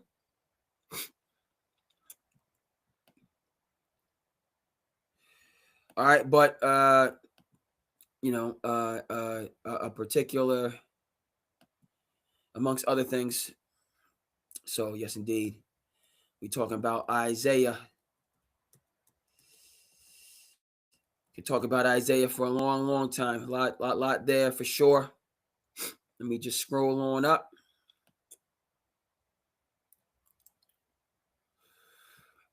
Because we need to discuss one Mr. Jonathan Stockton that was brought up. All right, connected with Isaiah, but certainly a player in his own right. We got to discuss. Hold on. Before, let me just get my art right when I discuss John Stockton. Because there's a yeah.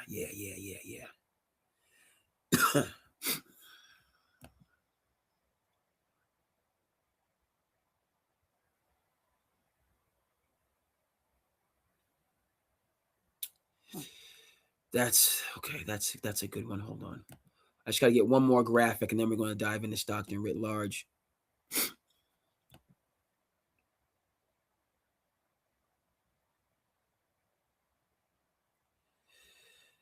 Okay.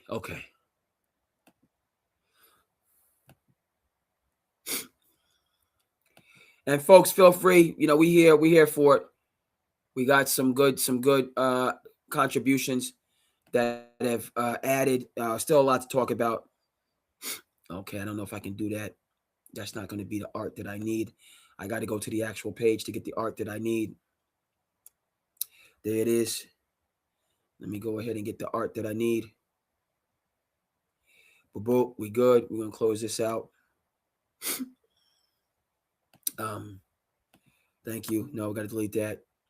And let's get the art up here that we need. And then we'll discuss one Mr. Jonathan Stockton. Okay. And where where we're at.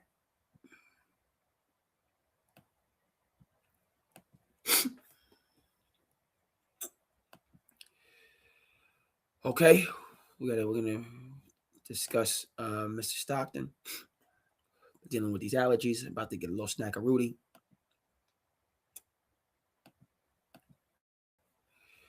Okay. All right, we got the graphic, and let's go.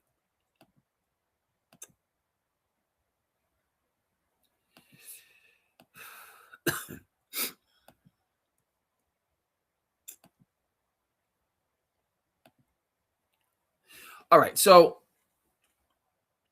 again, where's Wesley Snipes at? Where's Billy Hoyle at? Where's Woody Harrelson at? Of course, I'm talking about White Men Can't Jump, early '90s film, right? I think again, John Stockton. He's not. He's 6'1", 6'2", right? He's a strong individual, right? You think arms, he's cut quicker than people kind of give him credit for. Obviously, the court vision, the anticipation is there. But folks, just in terms of the record books, right? All time in assists, and it's not close. All time in steals. Let's see how many more steals. Right, he's about 3,000 on the assists. Let's see where he is in steals. Okay, he is about 800.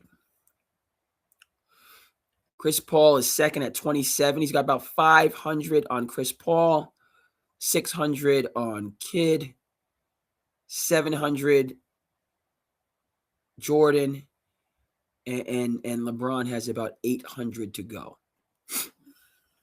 All right. So it's a commanding lead when it comes to NBA all-time steals and assists. Commanding lead. Just see what folks are doing out there.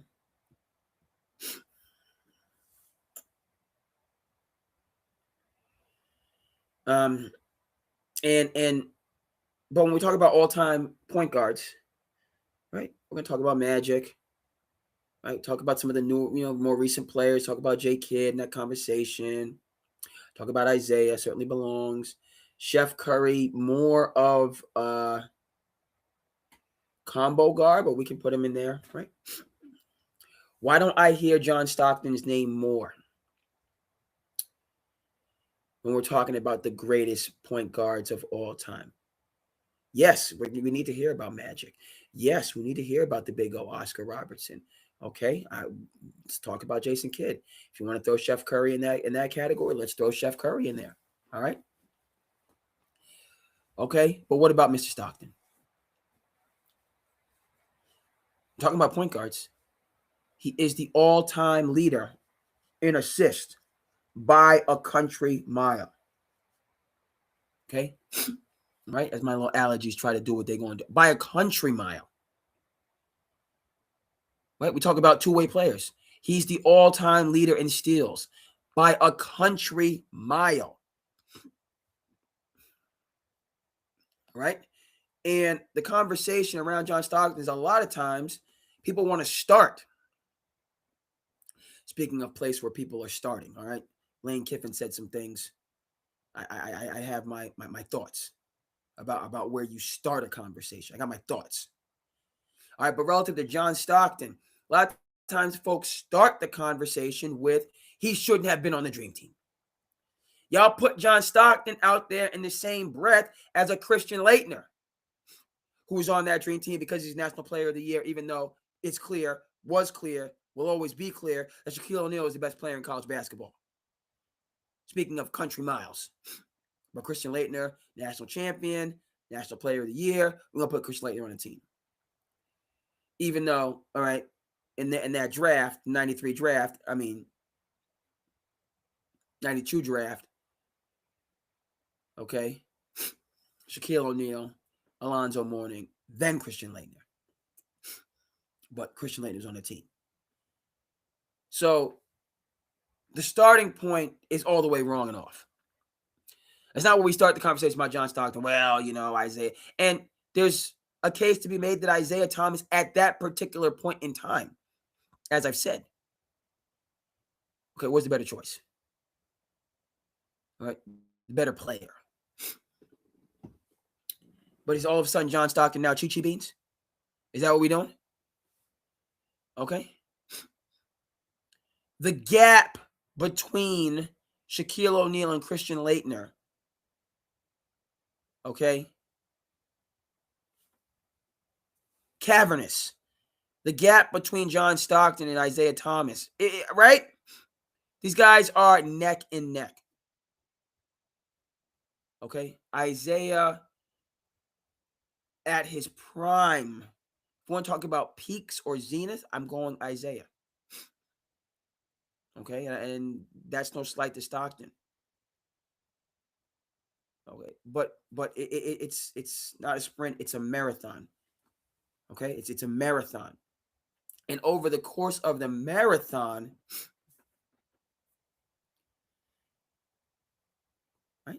I'm going John Stockton, and that's nothing to do with it's no slight and okay. Want to go with the heights? Zeke. You want to go the distance? Stockton. Period. That's where I'm at with it. And I'm not understanding. And again, we can go back and forth. You want to make it a racial thing? I'm stumbling and bumbling. Let's focus, as we say. Let's get a calm body, calm body, focused mind. If it's good for the students, it's good for the teachers. Okay.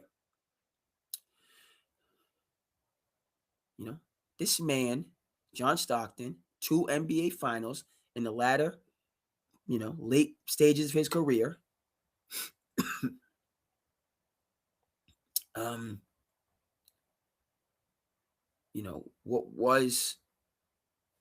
do we call him? The Iron Horse. We call Lou Gehrig the Iron Horse. Absolute machine. Okay? So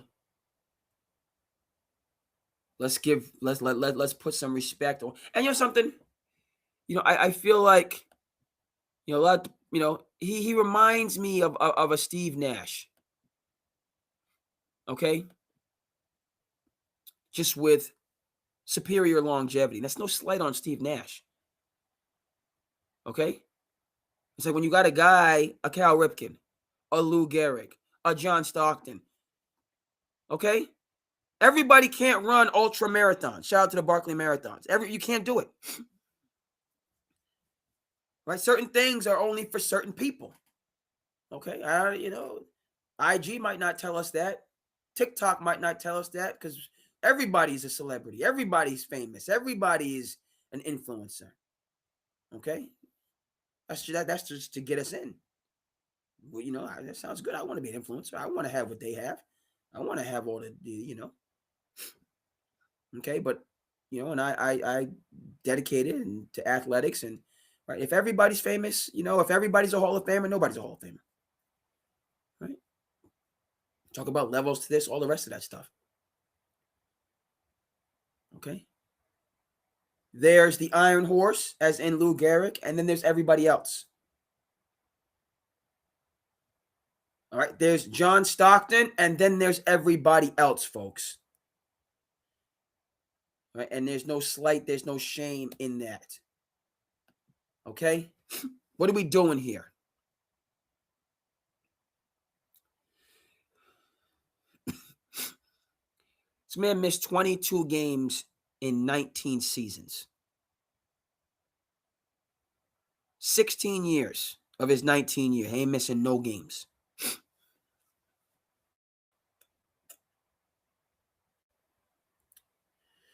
You see John Stockton, I mean, he doesn't look for the limelight, but he doesn't avoid it.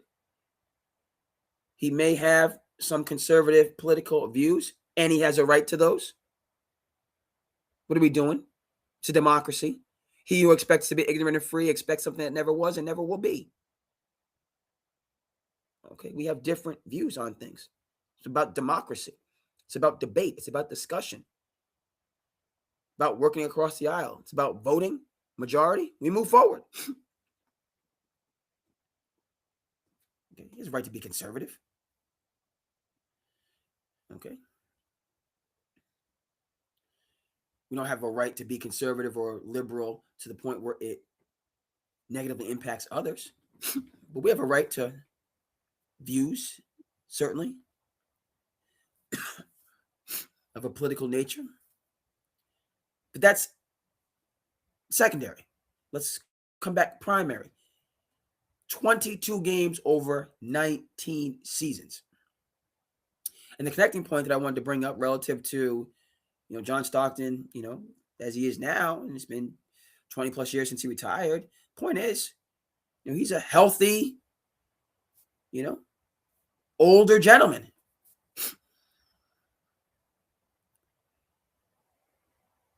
He's not aware of any chronic conditions that he has, or he just seems to be.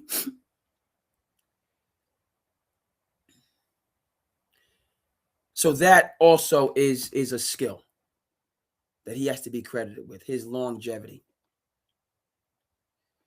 Right? Excuse me.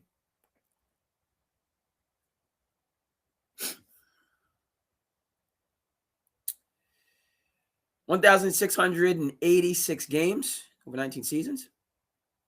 Would have liked to see him get a 20th season, but got to the point he said, I can't be out there like I'm used to being out there, so I'm going to hang it up. All right. 22 games total missed. Unbelievable.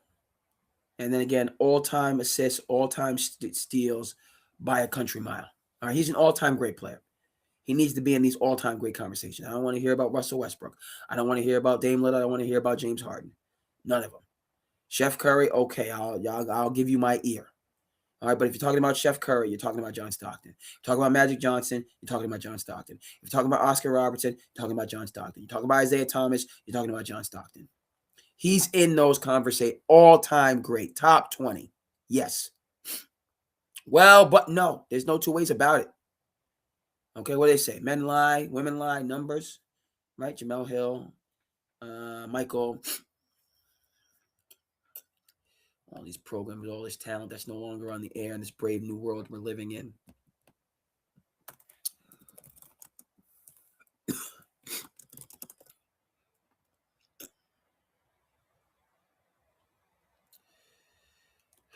Forget his name. Michael what?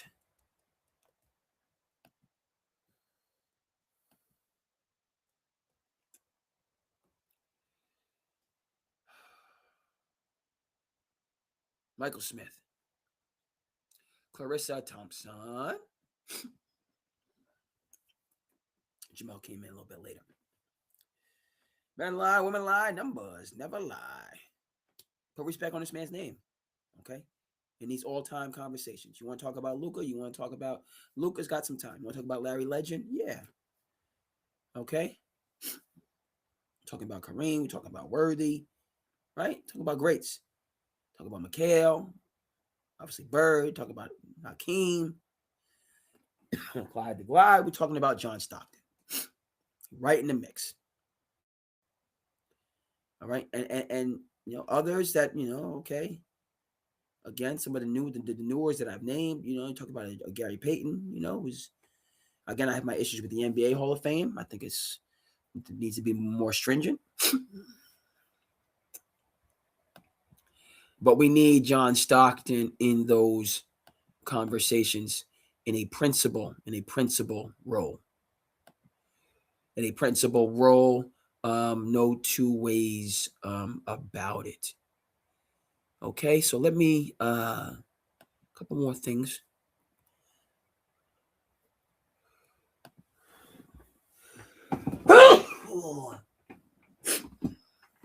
I'm over in the wrong screen.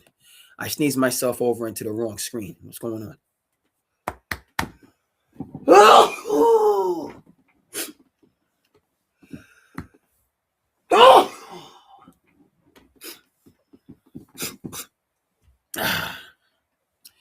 My tussin is working itself out right now.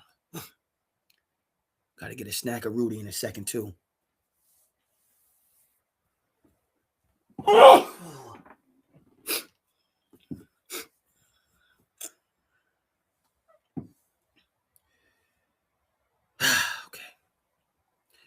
See when I got to. They have certain stuff that you can get at CVS that stops you from sneezing. I tried that once. That's not for me. When I gotta sneeze, I gotta sneeze. I gotta. You know what I mean? We do it. Certainly, ways to go right. You gotta sneeze. I generally sneeze a lot of time. Right? You sneeze here on the ground. I go up here, sneeze down there on the ground. Whatever the particular method is. Sneeze in your hand. You gotta wash your hands. Is what it is. But you just gotta clear the system, so on and forth. Okay, so touch on a couple. Gotta talk Giannis. We're gonna play the hits. We're gonna play the hits. I got my New York Knicks. Let me just line these things up, okay? Because we're gonna continue to play the hits. That's what I learned from Big Ben.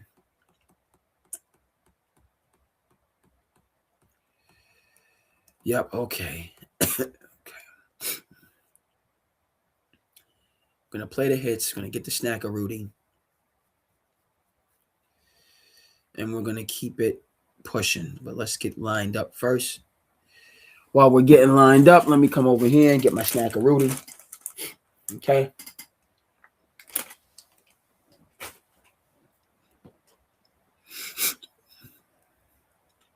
Maybe I had too much snack of Rudy's, but a couple, you know what I mean?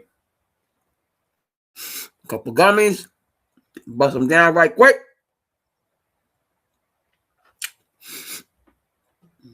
Hold up. Because I don't really like chewing like this on the.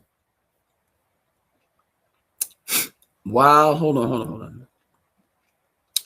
I have to get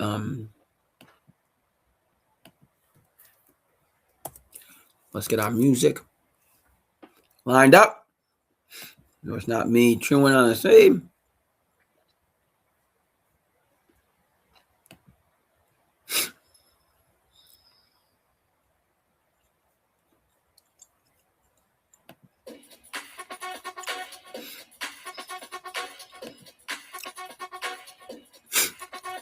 All right, some interlude music.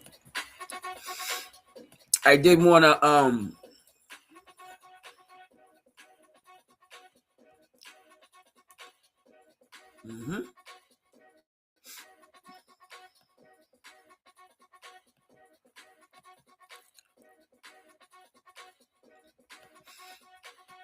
as this music comes from The Wire.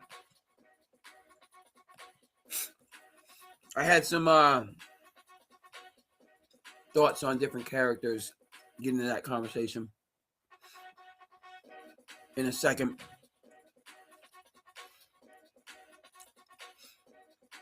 But let's pull up the art that we need.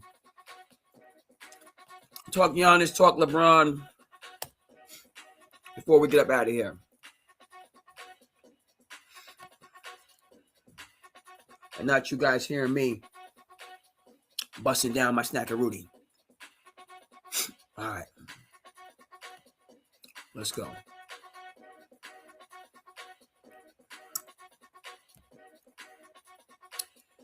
Let's get Giannis.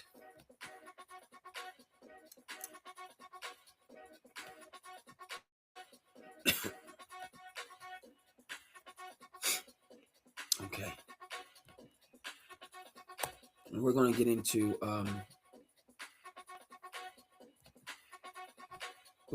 The Wire and some of these characters. Yes, indeed.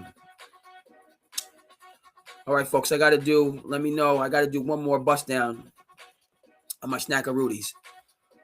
Got to do one more bust down on my snacker Rudies.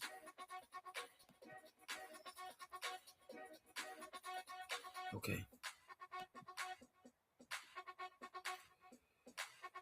Okay. I think we're good. Hold on. Never quite know.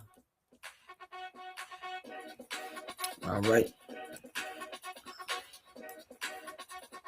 Gotta come back. Gotta come back and get my artwork.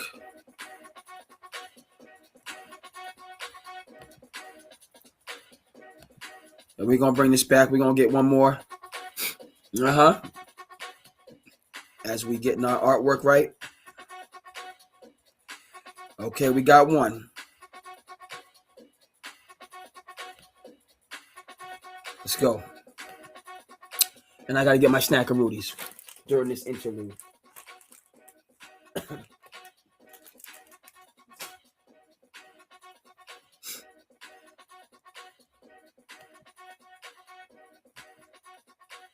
Come as I'm chewing, I'm chewing like a come over here in a smaller screen. Is the chewing more pronounced? It's more. I gotta chew it away.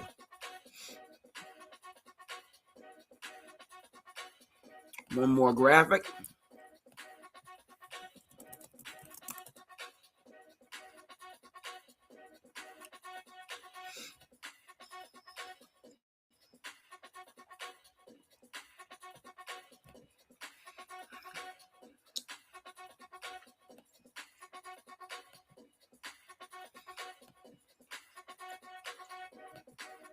Hey.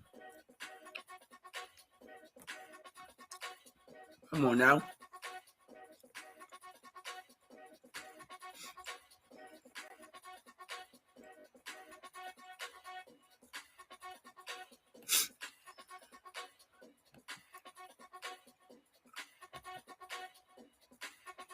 What's going on? All right, there it is.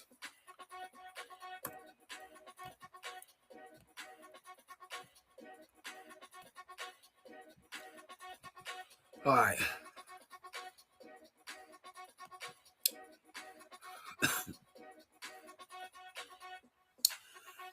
All right, we got our snacker Rudy going on. Shout out to The Wire, season 3, Amsterdam. Hey.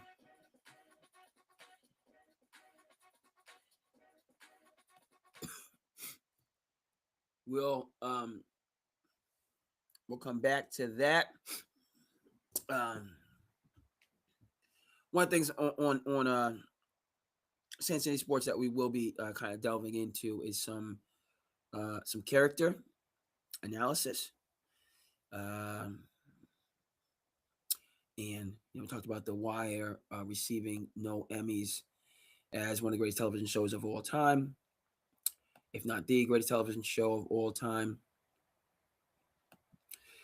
certainly very impactful for myself and many others. Um,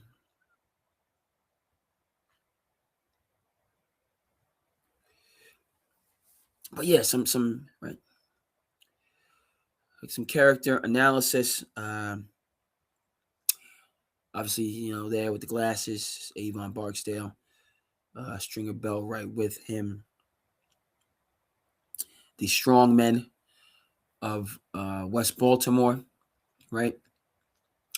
One of the things that I was thinking about,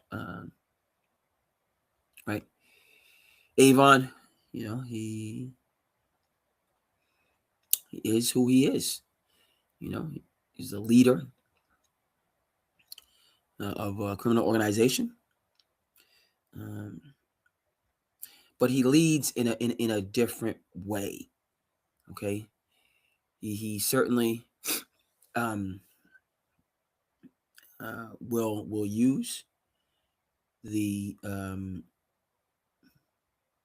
powers at his disposal to punish those he feels need to be punished. No two ways about that. But if you're a fan of The Wire, you watch The Wire. Avon leads in a distinctly different way, right?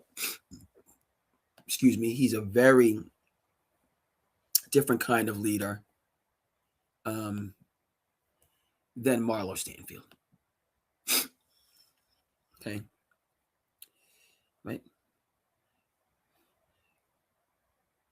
Okay, Marlo's use of power and the might at his disposal distinctly different than Avon Barksdale.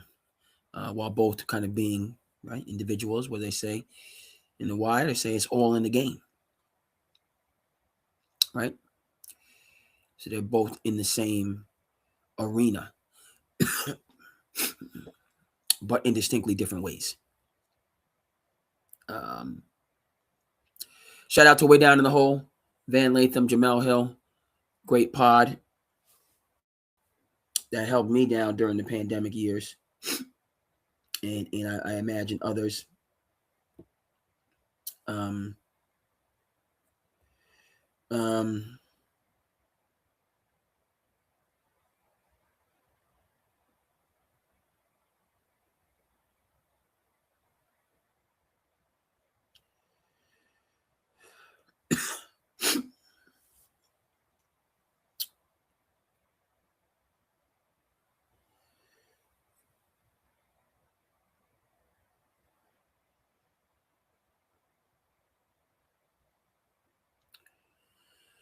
um,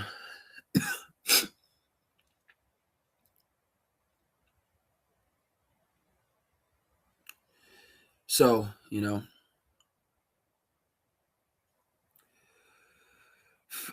excuse me.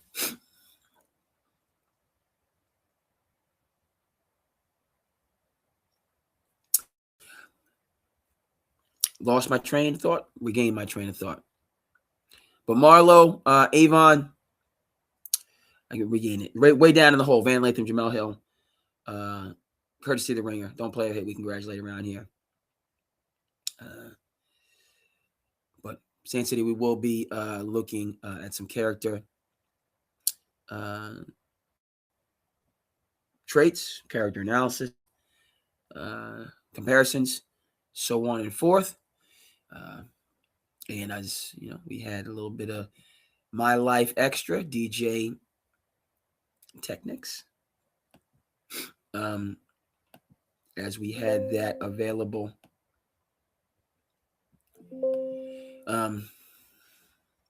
Wanted to just touch on that briefly as SandCity Sports.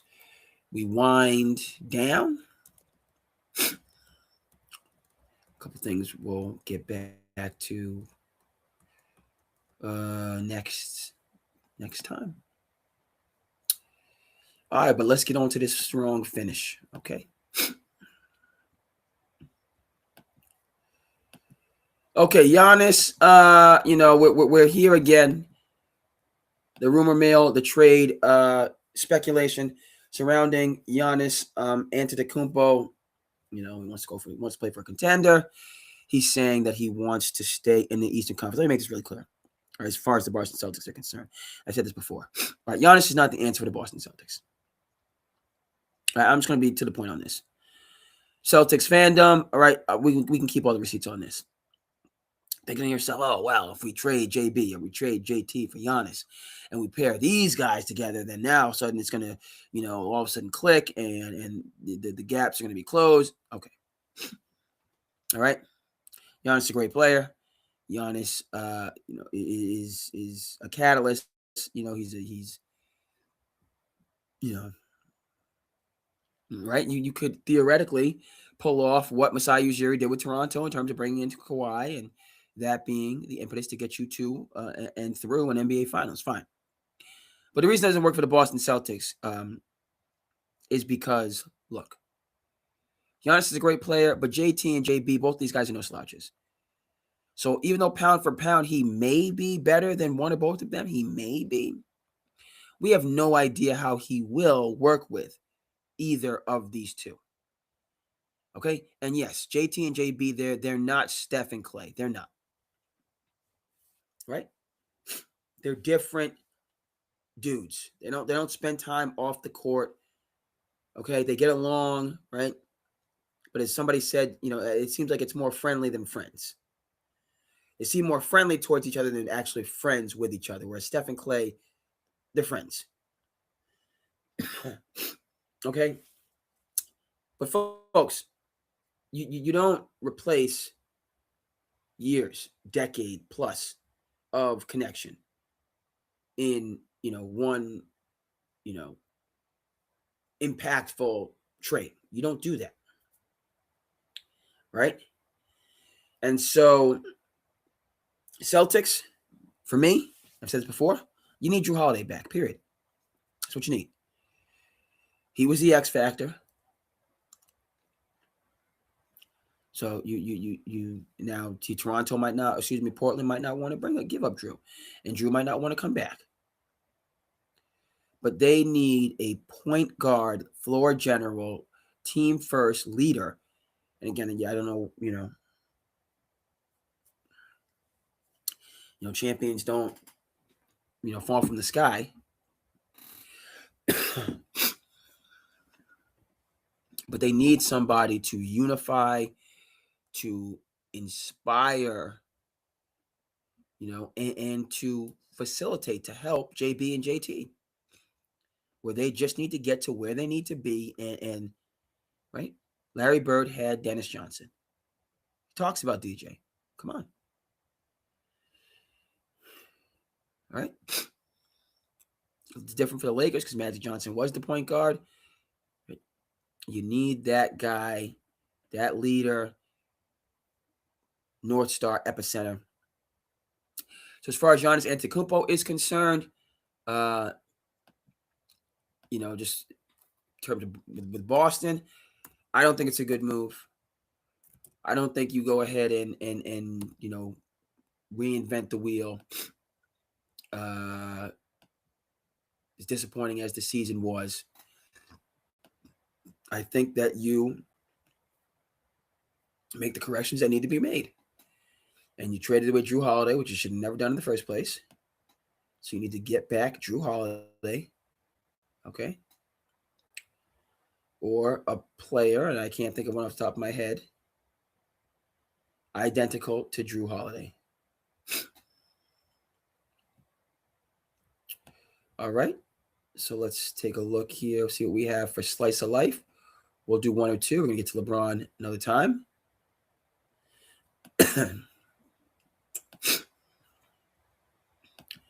Like what I'm seeing in terms of this clip. Like when fences are mended and quality connections are restored.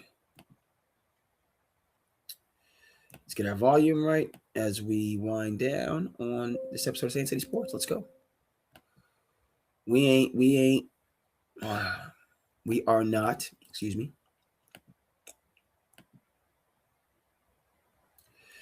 As Wise Man once said, we're not retiring, we are refiring. Let's go.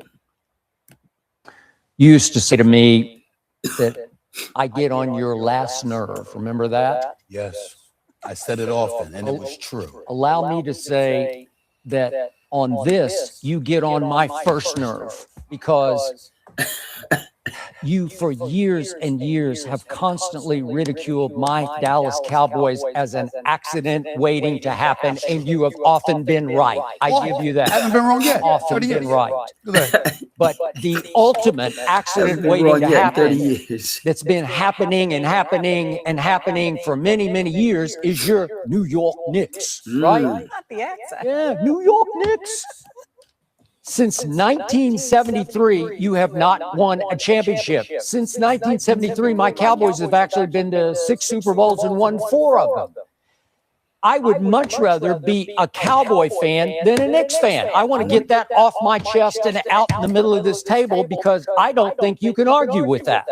Stephen A. Smith, you used to say to me that I get on your last nerve. Remember that? Tell him, Skip. Yes, I said it often, and it was true. Allow me to say that on this, you get on my first nerve, because you, for years and years, have constantly ridiculed my Dallas Cowboys as an accident waiting to happen, and you have often been right. I give you that. I haven't been wrong yet. Often 30 years. been right. Go ahead. But the ultimate accident waiting to happen that's been happening and happening and happening for many, many years is your New York Knicks, right? Not the accent. Yeah, New York Knicks.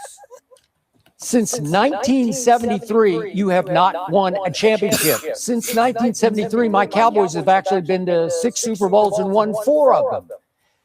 I would much rather be a Cowboy fan than a Knicks fan. I want to get that off my chest and out in the middle of this table, because I don't think you can argue with that. Stephen A. Smith. Stephen A. Used to say to me, Okay. Cowboys v. Knicks. We'll see. Knicks trending in the right direction. We'll see if the trend continues. It's going to be our last clip. We'll bring it home to the Commonwealth. The White Mamba sees arrogance. Stranglehold on this series. Point taken, though. There was no Embiid. Embiid changed the series. Disgusted. I'm disgusted by. Go ahead, Scal. Go ahead. Seems like one of the major flaws of, even you could say, this Celtic era, right? This group is the arrogance that they think that it's going to be easy to win. I think they know it's hard, but I don't think they play like it's hard to win. You know what I mean? That's you could go back to being up 20. You blow a 20-point lead in the playoff game at home, you're like, wow, that's a rough one. Then the next game you act the same way and you do it again. That's last year. This year, you blow them out, you think it's going to be easy. You go to the fourth, you just think like the crowd's going to carry you home, and it doesn't happen. And then you're in a dogfight. And from that point, from the fourth quarter on, Philly outplayed the Boston Celtics. Yep. So the team that went to the play-in and had the up and down year with Embiid and Paul George missing all those games, and you wonder if Philly's going to even make the playoffs.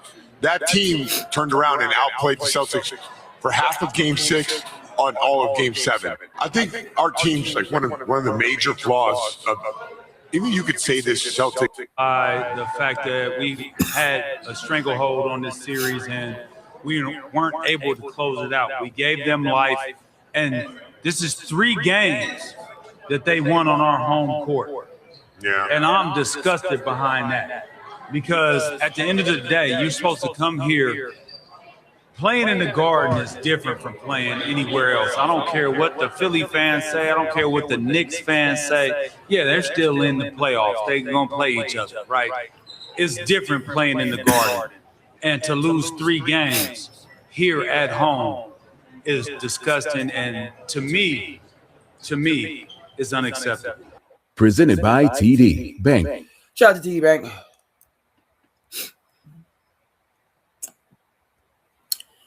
Yeah, didn't have Jason Tatum Game 7, and talk about 3-1, but Embiid changed the series. Okay, so I get the rah rah and dig deep and I understand that.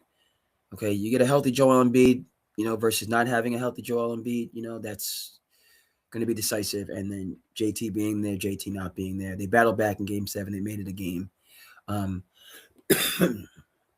They need Drew Holiday. Okay.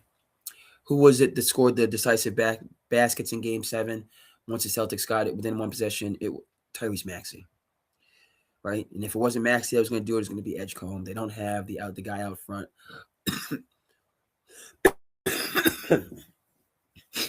All right, to skipper their defense. All right. They don't have the Mike Singletary. Okay. Brian Urlacher, Lawrence Taylor, whatever you want to say. All right, to be that leader on both ends of the floor. Need to bring back Drew Holiday, admit that you're wrong, okay, and just continue with what you had. Holiday, White, JT, JB. Ride it till the wheels fall off. You want to get cute. You want to do analytics. You want to try to reinvent the wheel. All right. Going to end up starting from scratch. Okay, SandCity, bye for the fans. It's a beautiful thing. We're getting through this, you know what I mean? Working through the allergies. Tussin is on it. Thrilled to be with you. Going to be back. 2 shakes of a lamb's tail. And let's get this, let's get the media going on as we good. Make sure my volume, my levels, we back where we need to be. Let's go. Yes, indeed. SandCity. Go. I appreciate you, my people out there. I'm your host, Cape Collier, Andre King. Thank you so much.